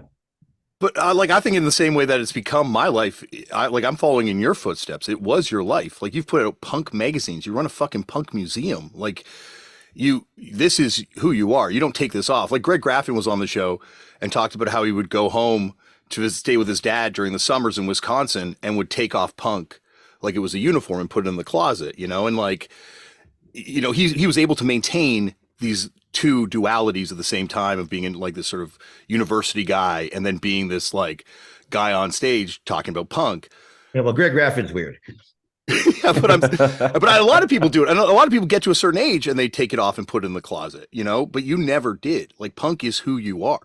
I can't think of being anything else, but I am. I have other kind of identities, but I'm just who I am.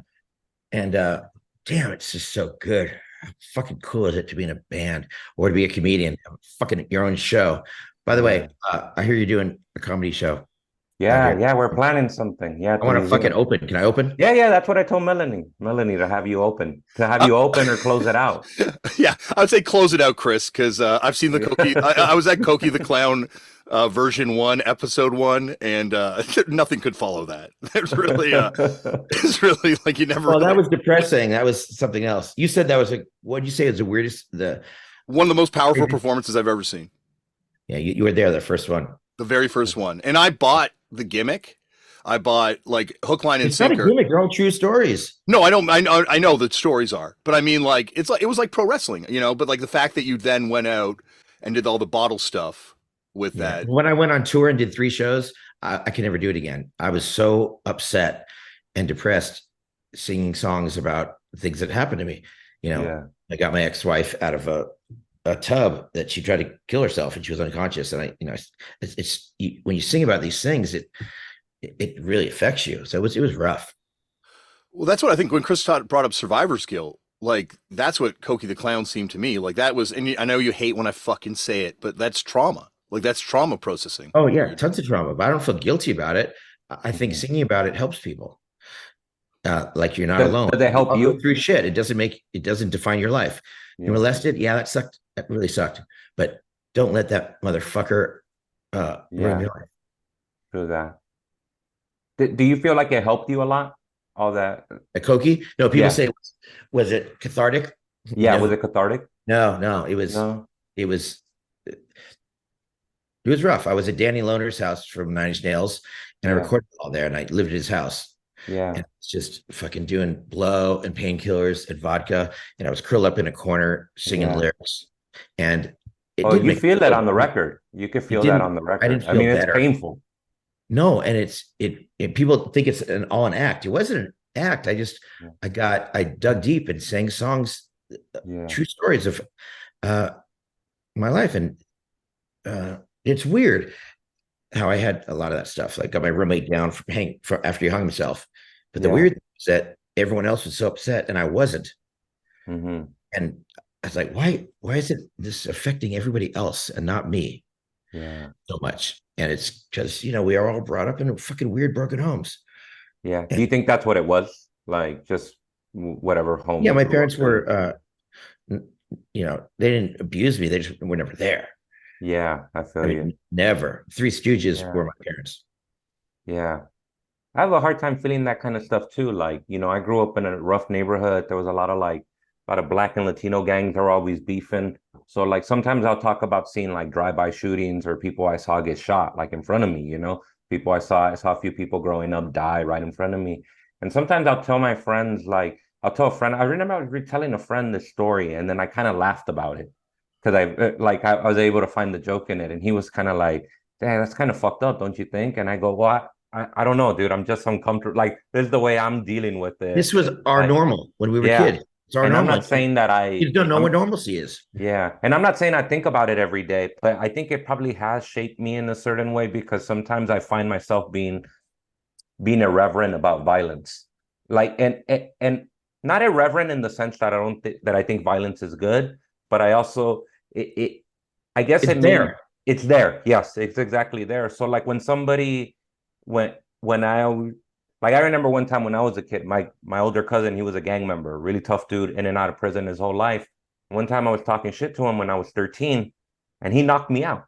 And then he decked me. And then when I got up, I was all mad, crying. And he was like, "All right, let me talk to you." Like he goes, "You weren't expecting that, were you?" And I go, "Nah, why would you hit me? You're my fucking cousin." And he goes, "All right, I love you and look at what I did." Now imagine what someone who doesn't love you would do to you. Wow. So, unless you're ready to, and I don't know that that's right, but that's just the way I grew up. It's reality when you're growing up in the ghetto or bad neighborhoods. It's reality. You got to know what it is. Yeah, you got to know what to expect, and that's what you get. Sometimes you just get punched in the face. yeah, and it's funny. I don't think it's right. It's not what you deserve, but it's what you fucking get. Yeah.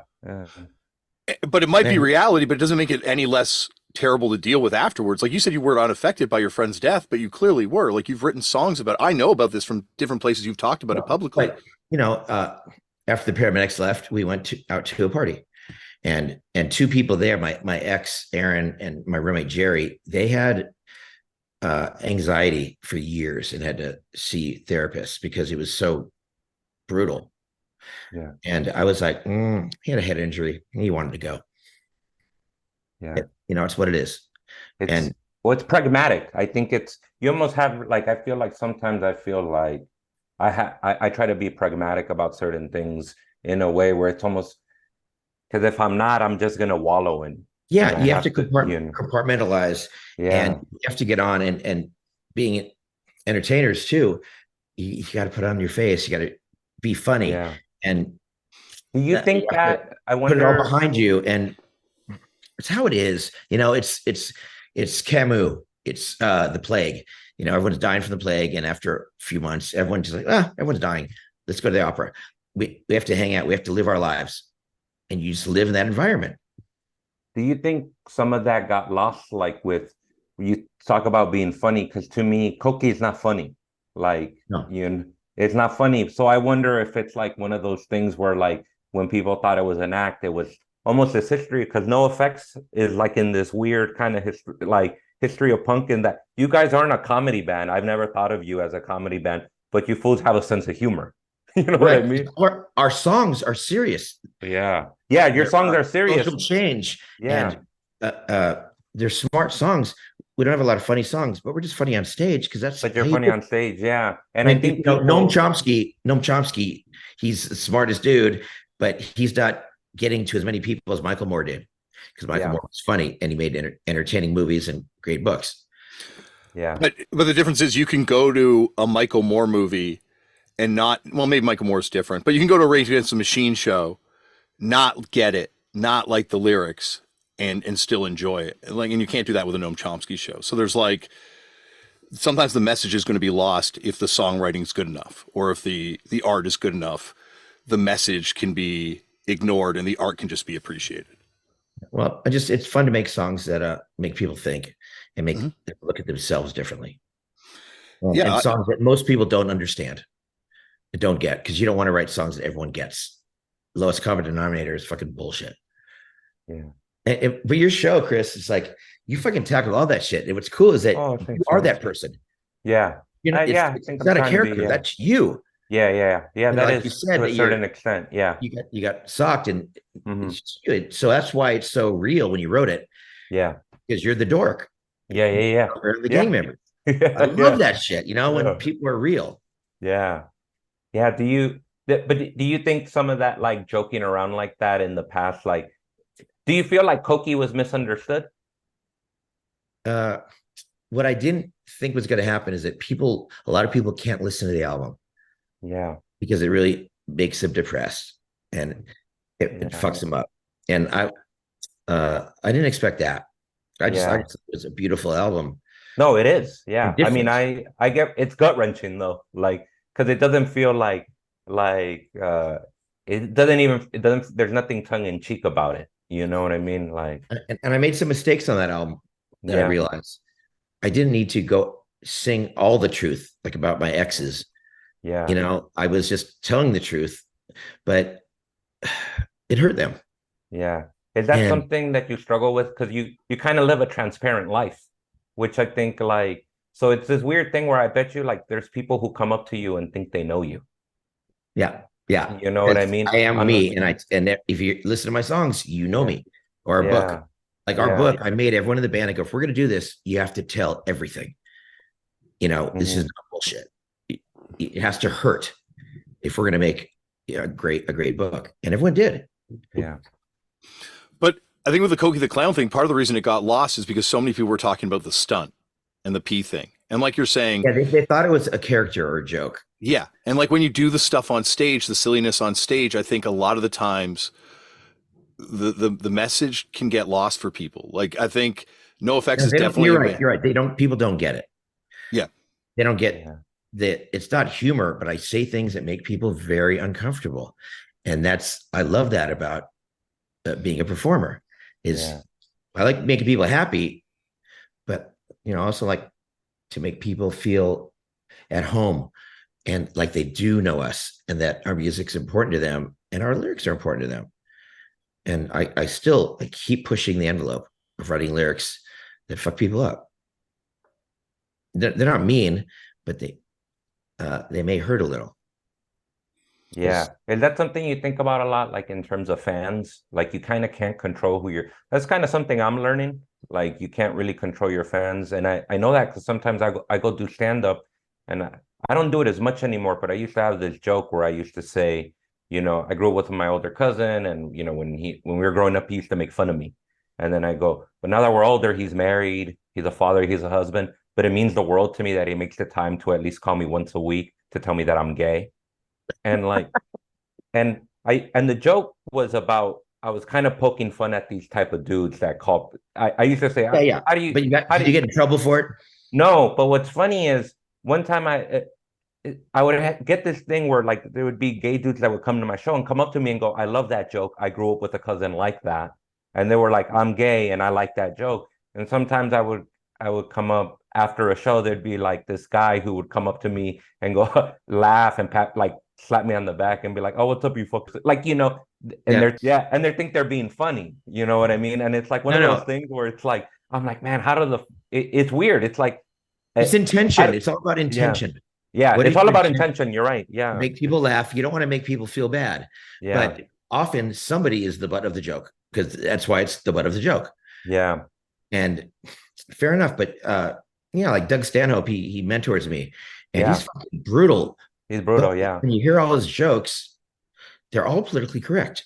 When the joke is all the way around, they all make sense and they're all politically correct. It's just what he says, it's just so offensive to people, but it's not offensive. Yeah, no, like exactly. Jesselek he's just saying, but Jesselek is so fucking funny. What are you gonna do? What the problem comes is Kramer. Right. When he's that's right. You're not funny. You never were funny. You're on Fridays. You're you're a comedian with your actions, pratfalls. But that wasn't funny. Yeah. And whenever you call someone to play a golf game, they say, sorry, we already have a threesome. You fucking hang out with him. Yeah. He's fucked up. Yeah. Yeah, and yeah, what he said was not funny. But you weren't a Seinfeld fan before that at all? I love Seinfeld. No, he was good, but it's slapstick. What he does, he brings the slapstick. Yeah. When he was on Fridays, he wasn't funny. It was just weird. He's not a stand-up. Yeah. He's a slapstick comedian. He would have worked great with the Three Stooges. Yeah. Comedy and punk have that in common, where there's stuff that at one time was culturally appropriate for it that later on becomes less so, and things appreciate so differently in both worlds. Well, yeah, the bands in the 80s, Fear and the Avengers and everyone's singing the N-word and the F word, and it was okay back then because that's just how people talked.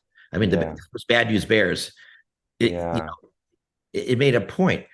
But it's also the intention, I feel like you're saying, because like when X wrote Los Angeles, I never thought they were saying it was clearly a story about somebody who's racist and leaving LA because they can't put up with it. Like, you know what I mean? Like, but it's interesting because I heard John Doe talk about that recently, where he just said, you know what, I don't feel like fighting it. I just won't say it. Like we just don't do that part of the song anymore. And I can't say that word ever. So I just can't say it. I can say yeah, but you can't say that word. It just feels so wrong to me. Yeah. But and where is comedy right now? Because it's taken some bruises, for being politically correct.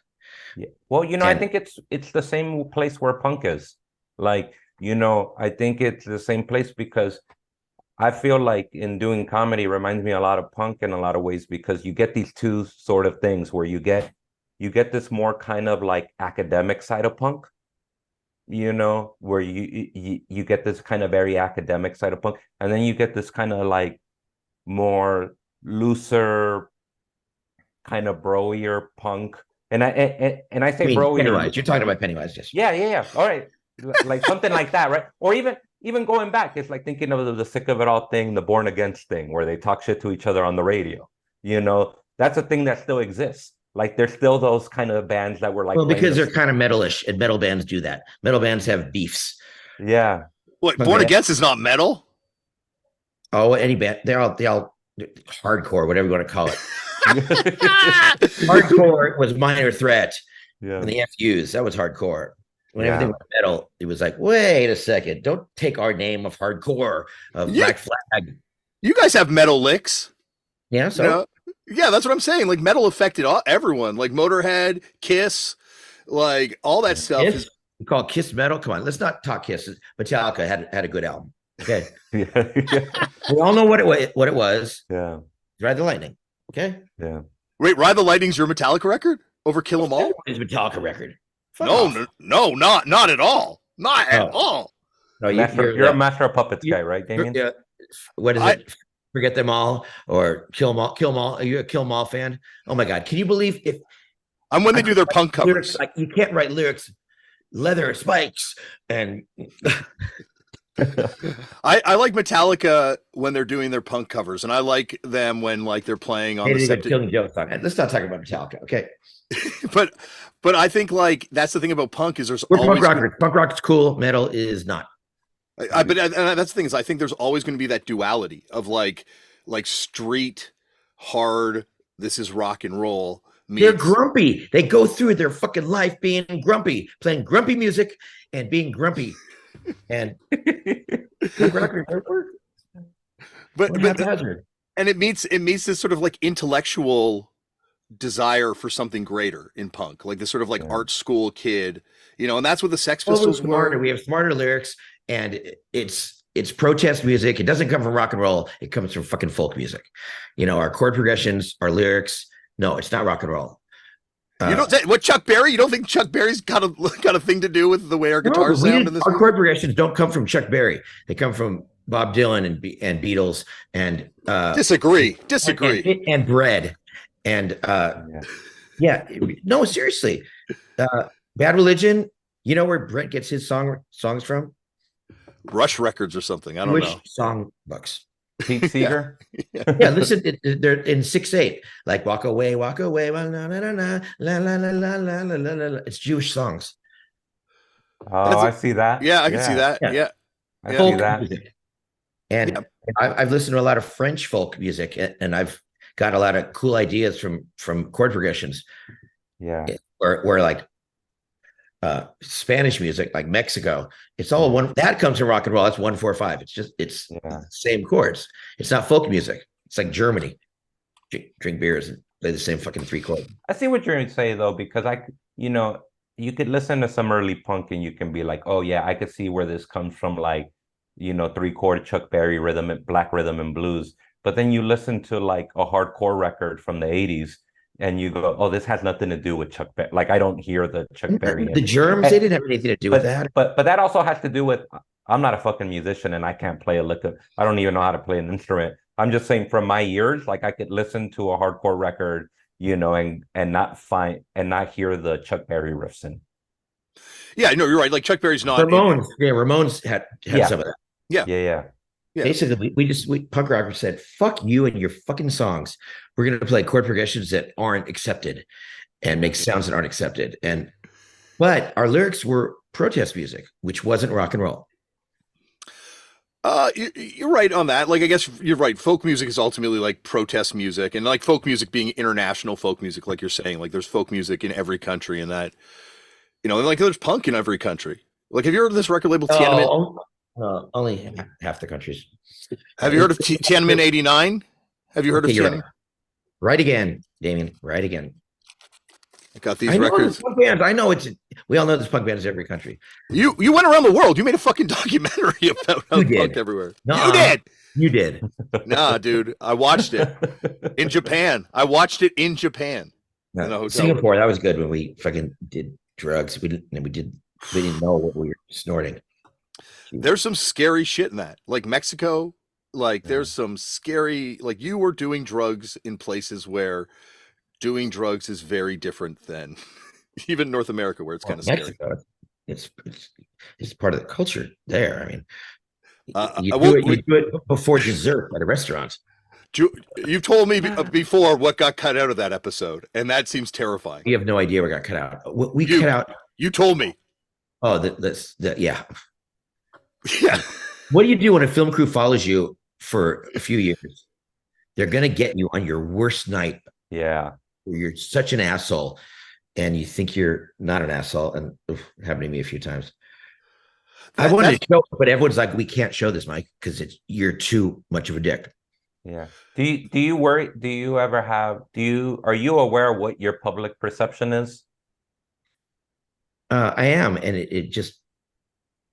it confuses me. How so? Because I'm really such a loving, caring, honorable man. Yeah, I feel that. I think you are. Yeah. I don't lie. I don't cheat. Yeah. I never fucking went over, never take revenge. And I'm nice to people. Yeah. But people know me as an asshole. Yeah.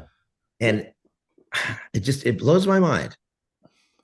You think it's probably getting lost in there though? Like, I feel like you're probably right, because there is that perception of that you're an asshole, but also like if somebody's seeing you get filmed that much, yeah, you're gonna have a breaking point, I'm assuming, or like, well, or sometimes you say, like, if you're trying to be funny, like I just know this from being a comic, like sometimes some shit's not gonna land, and like, yeah, I know, and you guys have way more leg room, yeah, because we're in bands and we can't push the envelope of being funny, yeah. People, they get really pissed off. Like, because I think there's an inherent righteousness to punk that there isn't in comedy.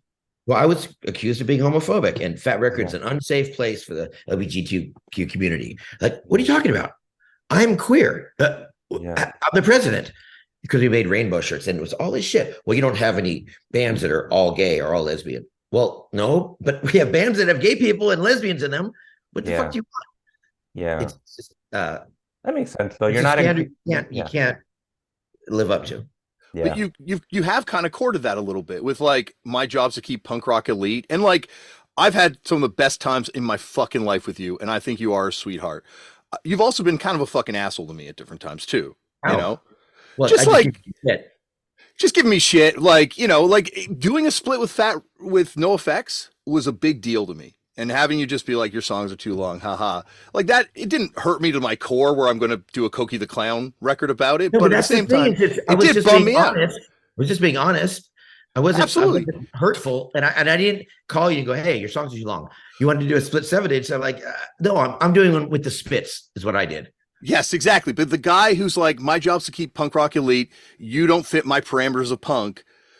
Like you kind of. No, I didn't want to do a split 7-inch with you, okay? But you've also said the Melvins aren't punk. You said Dazzler Jr.'s not punk. Like there's. Oh, you've got a very divine. Right. Don't hate me because I'm right. How are the Melvins punk? They're cool. They're fucking punk. God damn it, Mike. I think you have to. Yeah, Flipper is allowed to be that slow, but you have to have some speed and energy to be a punk band. Like Spin Magazine years ago did the 100 greatest punk records. I remember that. Alice, Jesus and Mary Chain in there. And they put Public Enemy in there. I go, no, these are great records, but don't fucking call them punk. Do not call Public Enemy punk. Yeah. Yeah. And the Melvins, yeah. They're grunge maybe, or they're whatever, but come on, damn it. 30 seconds over Tokyo by Perubu. It's like one of the first punk records ever, dude, and it's sludgy as shit. Yeah, so were a lot of bands, but when all your songs are sludgy, and when your hair looks like Buzz's, yeah, fuck that. I love Fat Mike the Fashion Police. Once Buzz came up to me, maybe 15 years ago, and he's like, "What's up, Mike? You still playing punk?" It's like, is that a diss? What do you mean by that? Like, and he meant it as a diss. Yeah, he was being a smartass. Yeah, I think he's just being a smartass because he 100%. But but you and Buzz are like cut from the same cloth. Like you existing at the farm together at shows is fucking hilarious to me because you guys are the same dude. Lazy and boring songs. I love this shit. You know why he's so bitter? Because Nirvana took that same sound but wrote amazing songs, and it hurts when you start a sound and another band comes by and just blows you away. And Link did that to us. They took our sound kind of and got really popular, but that's fine with me because we're doing just fine. Are you happy with NoFX place in history, like as a punk band? Like, Absolutely. yeah, Much. Yeah. I'm the Bad News Bears. yeah. That movie changed my life. Mm-hmm. They lost. And they were the ones drinking beer and, screw you. You can take your second place and shove it up your ass. And that's punk. I've always thought, like, I don't want to be in first place. I just want to be happy. And if you can figure out how to live your life happy, and it's not that hard, you just stop trying so hard. Yeah. Figure out I can do it. And NoFX, just all the dudes in the band are so cool. And when things go wrong, no one cares. It's like, oh well. Let's go eat an onion and watch a movie, whatever. Yeah. You guys definitely are the most understanding people of each other. Because that book, it's like being on a roller coaster where it's just smelly shit for the first half and just like all that stuff. It's Smelly's book. He's the most interesting. No. And then when you think it's over, the ride starts again and it becomes Fat Mike's book once you turn 40. Yeah, that book is insane. I'm super proud of that book. It's I edited and really pushed everything. And yeah, I'll say it's one of the best books about music ever written. Like it's one of the greatest biographies ever done. Thank you so much. Thank you so much. It really is our meteoric rise to stardom. Yeah, it wasn't that. It was just like. Did that scare you to have written that and be so transparent? Because I feel like you, like the band, but specifically you're probably, I feel like you guys are judged harshly. Like you guys are always kind of looked under a microscope. Like I feel like whether it's the things you say, like how much do you think that has to do with the fact that you run a label, that you're part of the museum? I say things that people, like when I started cross-dressing in public, people think it's some stunt or something. No, it was free to me. I was like, oh shit, I'm free now. I can do whatever the fuck I want. Yeah. And so this rapper dude was over here the other day, and I still had a latex mini skirt on and a latex pink jacket, and I went swimming in my pool, and looking at me like, no, I do whatever I want. Yeah. Pools. But I don't hurt anybody. And I think it's hard, but I feel like I'm a role model in a cool way because I just make things okay. And it hurts because a lot of people give me shit for it. And I'm a target. I'm a huge target. People don't Tim Armstrong, or Greg. That's what I'm wondering though. What do you think makes you a target? A lot. Because you put yourself out there. Like, if you put yourself out there, you're going to be receiving all different types of shit back, positive and negative. See themselves in a different way, and they may not like that. Why does he get to be rich and do whatever he wants and be happy? It hurts. The Dallas Cowboys in the 70s, no one liked them because they won all the time. When X signed to a major, we all pissed at X, even though their music didn't change at all. But that's because it's like, everyone's got their own religious adherence to their own definition of this thing. And because you've been successful with punk, people feel betrayed by that. Like, by far. Sorry, I cut you off. I'm sorry. No, I'm just saying, and it's weird because we're the biggest DIY band. We're the only big punk band that went to a major. Everyone went to a major, and we just went to our own label. And now we're going out, and all the shows there are shows. It's no Live Nation or AEG. It's our shows. We own the bar. It's our merch. It's our tickets, and it feels so good. It also feels so good to fucking put a punctuation mark on our career, and I get to say goodbye to all the people that have been so sweet to us for so long. And do you think you're going to be able to walk away from it? I got so many friends that tried and just couldn't do it. I have way more important things to do. I think this, what's so funny? I was thinking about this earlier. Like I thought, like, what's he going to do after the band? And like, I don't know. Cause you're just synonymous to me with you. Not just all of you guys represent NoFX, but you represent NoFX as much as everyone else in the band does. And I'm like, what is he going to do? But to me, I guess the museum is your new, I don't know that maybe I'm assuming wrong, but does it feel like the museum's your new thing? No, the museum, I moved to Vegas for it, but it's Mhm. done. I mean, we're still going to do some things. We're Yeah. tightening up the ship, but it's wonderful. But it's what I'm interested in is bringing joy to people. And the museum brings so much joy to people. Yeah. And the things I'm going to be doing in the future are going to bring joy to way more people. And that's what I like doing. I like to fucking with comedy because it brings joy. Yeah. But no, 40 years it's a wonderful career.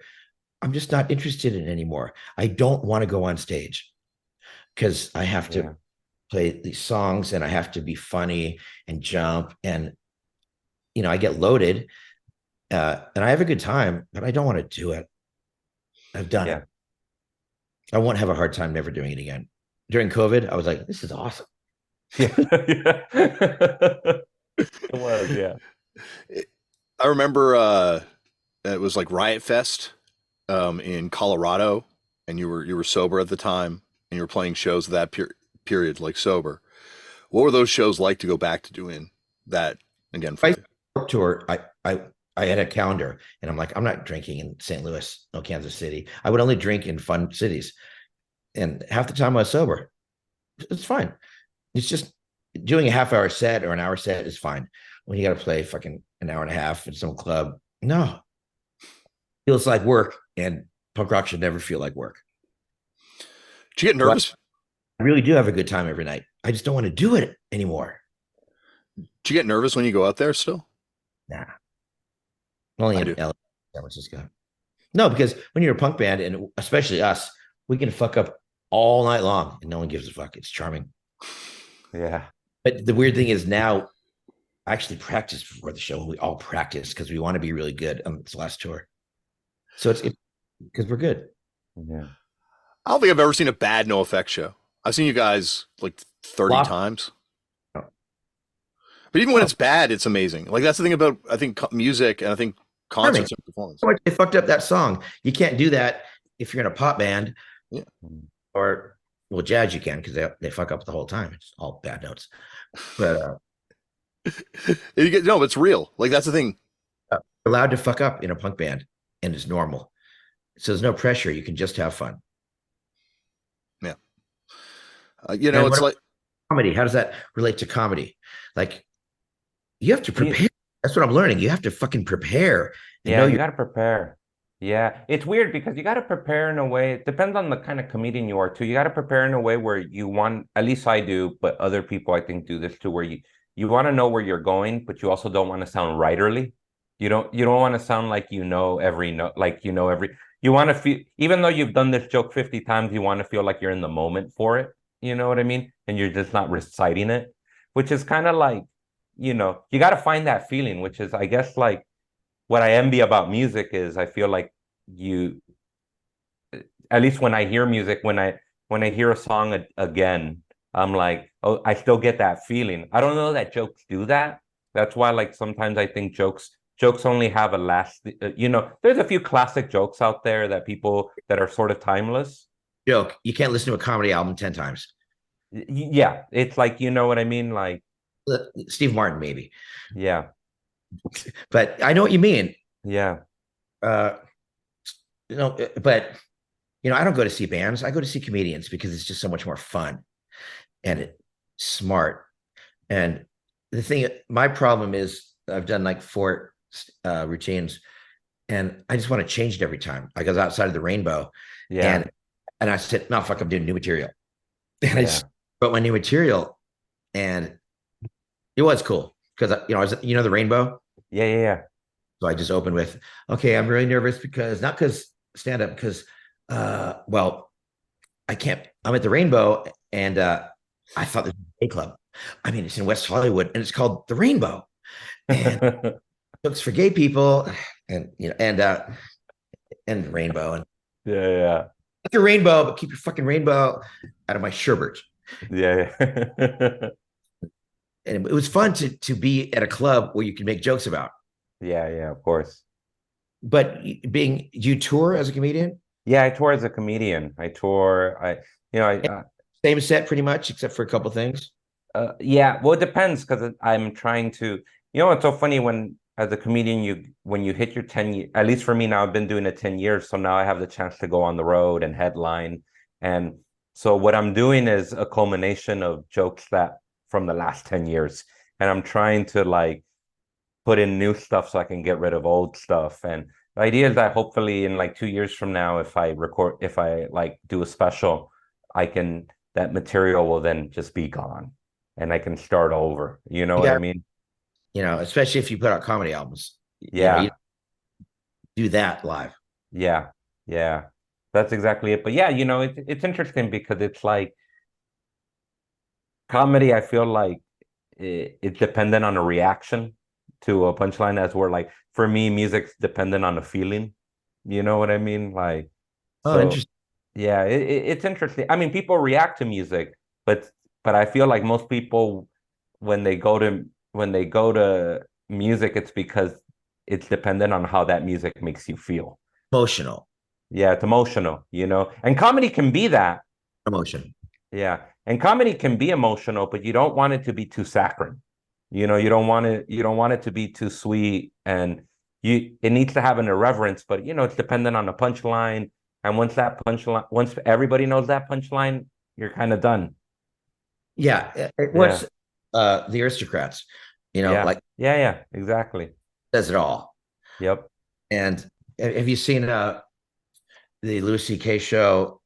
Were they on the bar, Horace and Pete? I love that show. I've watched it 3 times. Yeah, it's amazing. It's absolutely incredible. Yeah. Not funny, but no. Fucking yeah. Yep. He's fucking genius. Oh yeah, he's a genius dude. Yeah. A little bit of he went through his shit, definitely. Yeah, but that wasn't a big cancellation. No. It's no Harvey Weinstein bullshit. No, that's true. And there is a spectrum to this stuff. And you know, he didn't fire anyone. He was creepy. Yeah. I feel you. I mean, I'm creepy.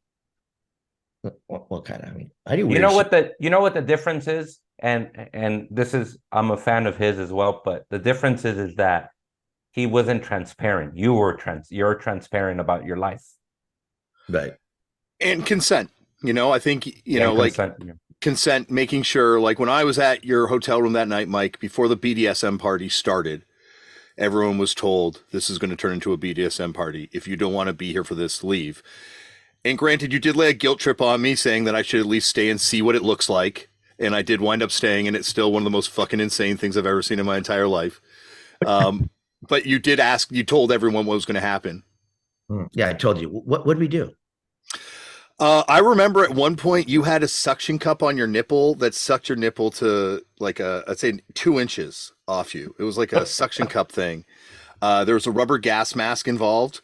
It was someone from what band was its bachelor party or the night before, and someone had something clamped on their balls and peed all over your carpet in the hotel room. I'm just sitting there, Chris, drinking like a diet soda. Just like, what the fuck is going on here? But now that was fun. Yeah. It was the day after you had a white Russian made out of breast milk. Oh, no. That was in England. I did that. I thought it was in New Mexico. Story. Yeah, this chicken, I tied her up and she had a baby and I was milking her tits and put it into a cup and added some ice and vodka. And yeah, you know, and everyone's like, bad reaction. I'm like, oh, so it's better if I did that to a cow? That seems weirder to me. To fucking a different species. When you put it like that, you're right. You're making a lot of good solid points with this breast milk white Russian. Can't get enough milk to make a good white Russian. So that's a I guess it's a stronger white Russian then. Who's fucking calling me? Assholes. Why do people call anybody? Chris. Yeah. Hang. I want to do some bits in front of you. And no, I'd love it, man. I'm hoping to do that show together. Yeah, when you do stuff in front of a comedian, that's when you fucking learn shit. Yeah. You think you're badass, and you're like, ooh. I love that. The reason I Thanks, started man. doing stand-up is because I saw CNN where it was the bombing episode where everyone's talking about bombing. And I'm like, Yeah. I want to feel that. Oh I want, yeah. I Yeah, want, bombing.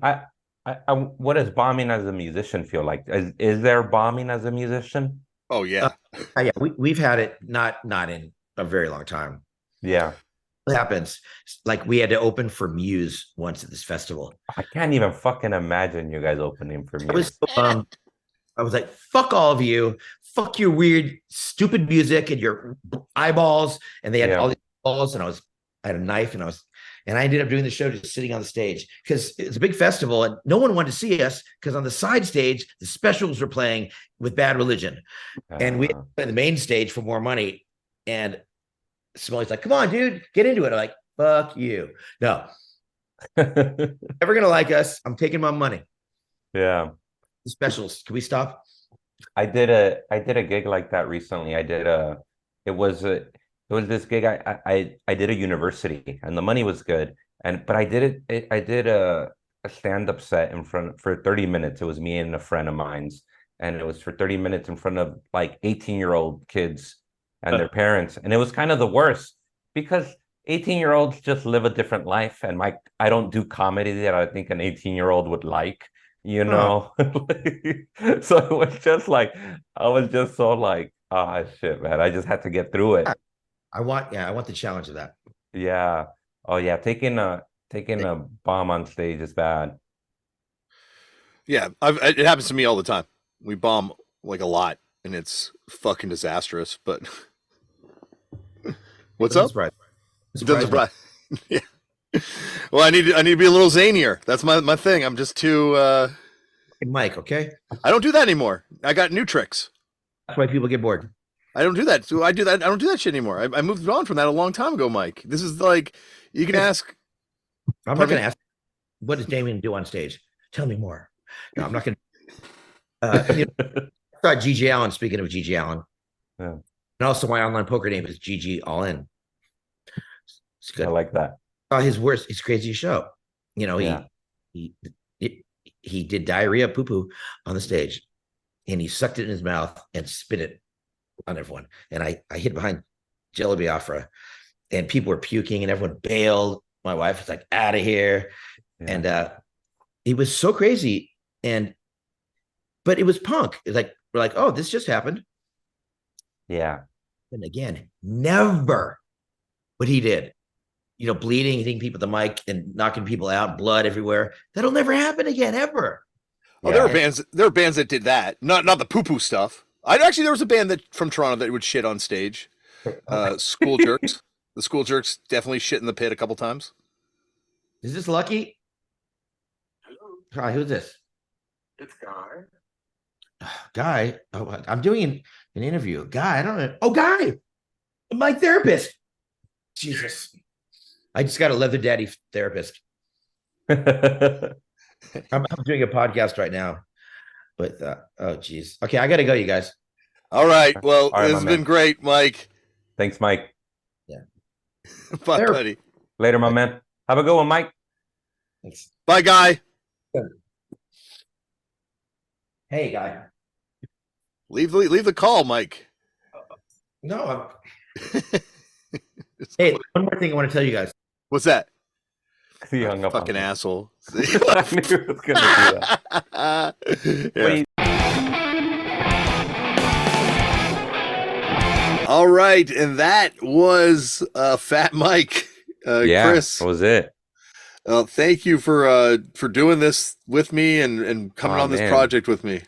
No, dude, thank you for thinking of me, and thank you. This is great. Like getting a chance to talk to people like a little more critically, a little more in depth. You know, like kind of asking surface level questions. Like, you know, I think this is great, man. I really like. I think we're doing something cool and unique. Well, stay tuned. Chris, where can they find you on the road and on the interweb? Yeah, you know, everybody can find me on Instagram. I'm at Chris Estrada Comic. And then you can find my dates there. I have a link tree where you can find all my dates, and I'll be performing for the rest of the year, going on tour and whatnot. I'm at Left for Damian on X, I guess it's called, and Instagram. And you can find Turned Out a Punk on Instagram, TikTok, Facebook, the YouTube, the like. And we will see you on the next episode. All right. See you guys.